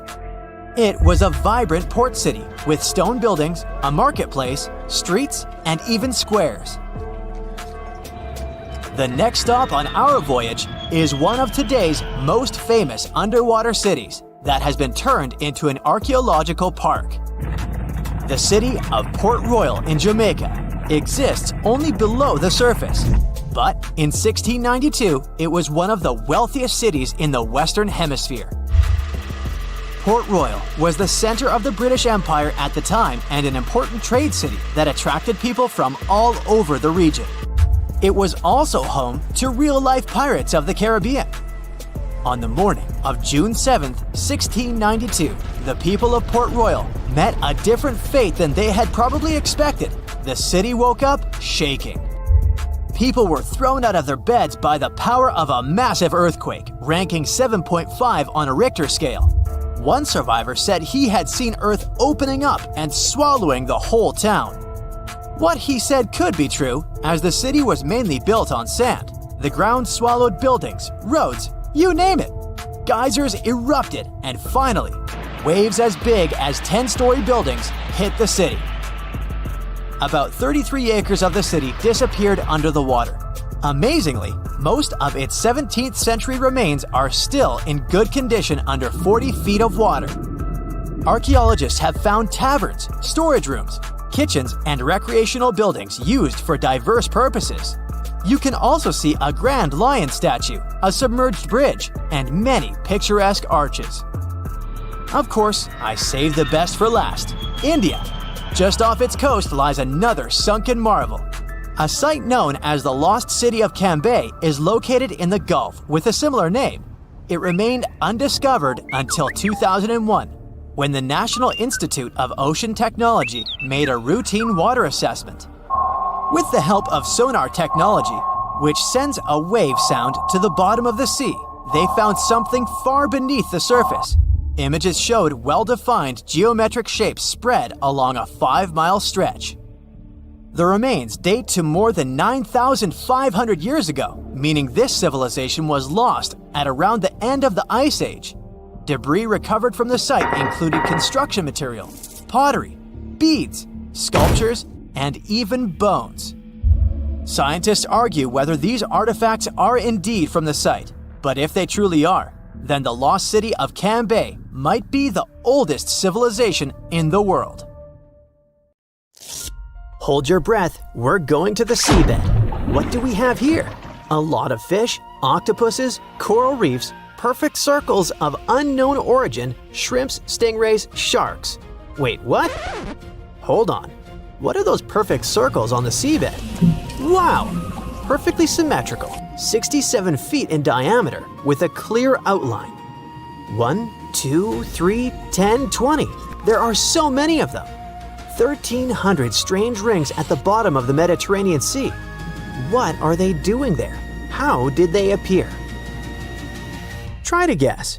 Traces of an extraterrestrial civilization? The remains of an ancient city? A new kind of sea creature?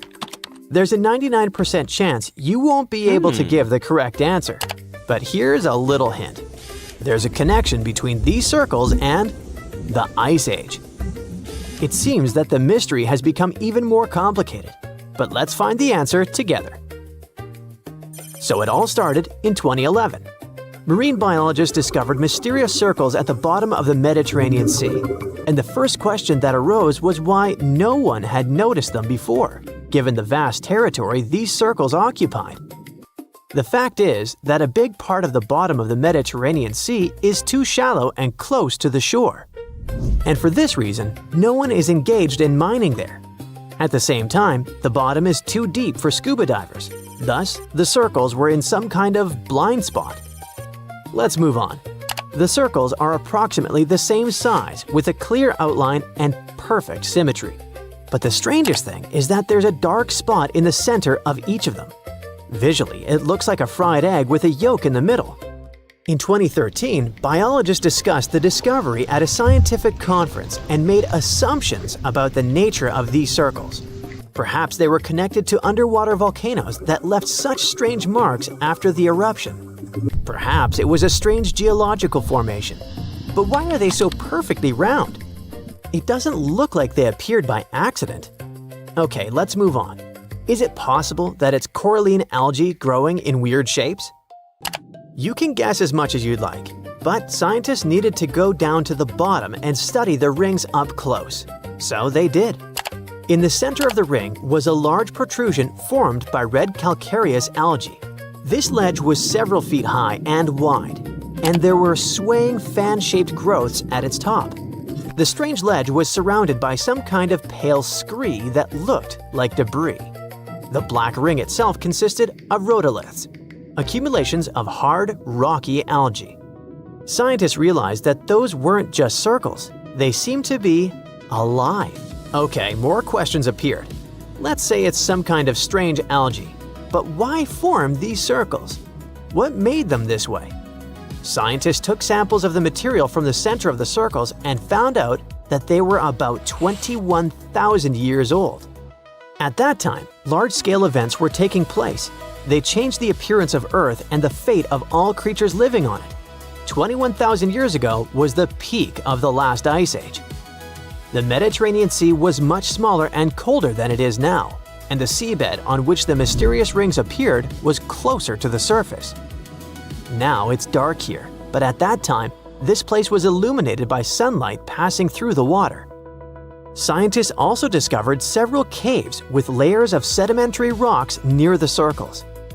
In the past, these caves were located above the coastline and were washed by waves, resulting in erosion and the appearance of these empty gaps.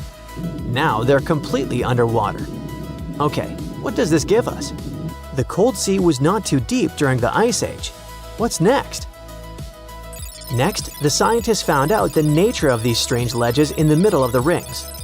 At first glance, they looked very similar to corals, but in fact, they were sediments formed by coralline algae. These photosynthetic organisms created a skeleton of calcium carbonate. And the reason they did it there is that it was a warm place with access to sunlight. In the beginning, these algae were thriving. They expanded outward and formed something similar to domes or large pancakes. Then the Ice Age began to end. The weather became warmer, the water gradually heated up, and giant continental glaciers began to melt. A huge amount of melted ice flowed into the Mediterranean Sea. Its level rose, the bottom became deeper, and there was less and less light. The beautiful algae slowly plunged into darkness. Their domes collapsed and left behind those little ledges in the center and pieces of calcium carbonate scattered around. For thousands of years, there was nothing around those algae remains. But where did the big circles come from? After the melting of glaciers, the Mediterranean sea level stabilized about 8,000 years ago. The algae grew new layers in the form of small ledges, those swaying fan-shaped growths. This organism began to develop the pieces of calcium carbonate, and then small pieces began to roll down the ledges. They rolled in different directions, forming those perfect circles. At the moment, this version is the most realistic. Scientists say they have no direct evidence that the mysterious circles appear this way, but they also have no reason to believe that this version is incorrect. If any of you were hoping that someone or something had deliberately drawn these circles, don't get upset.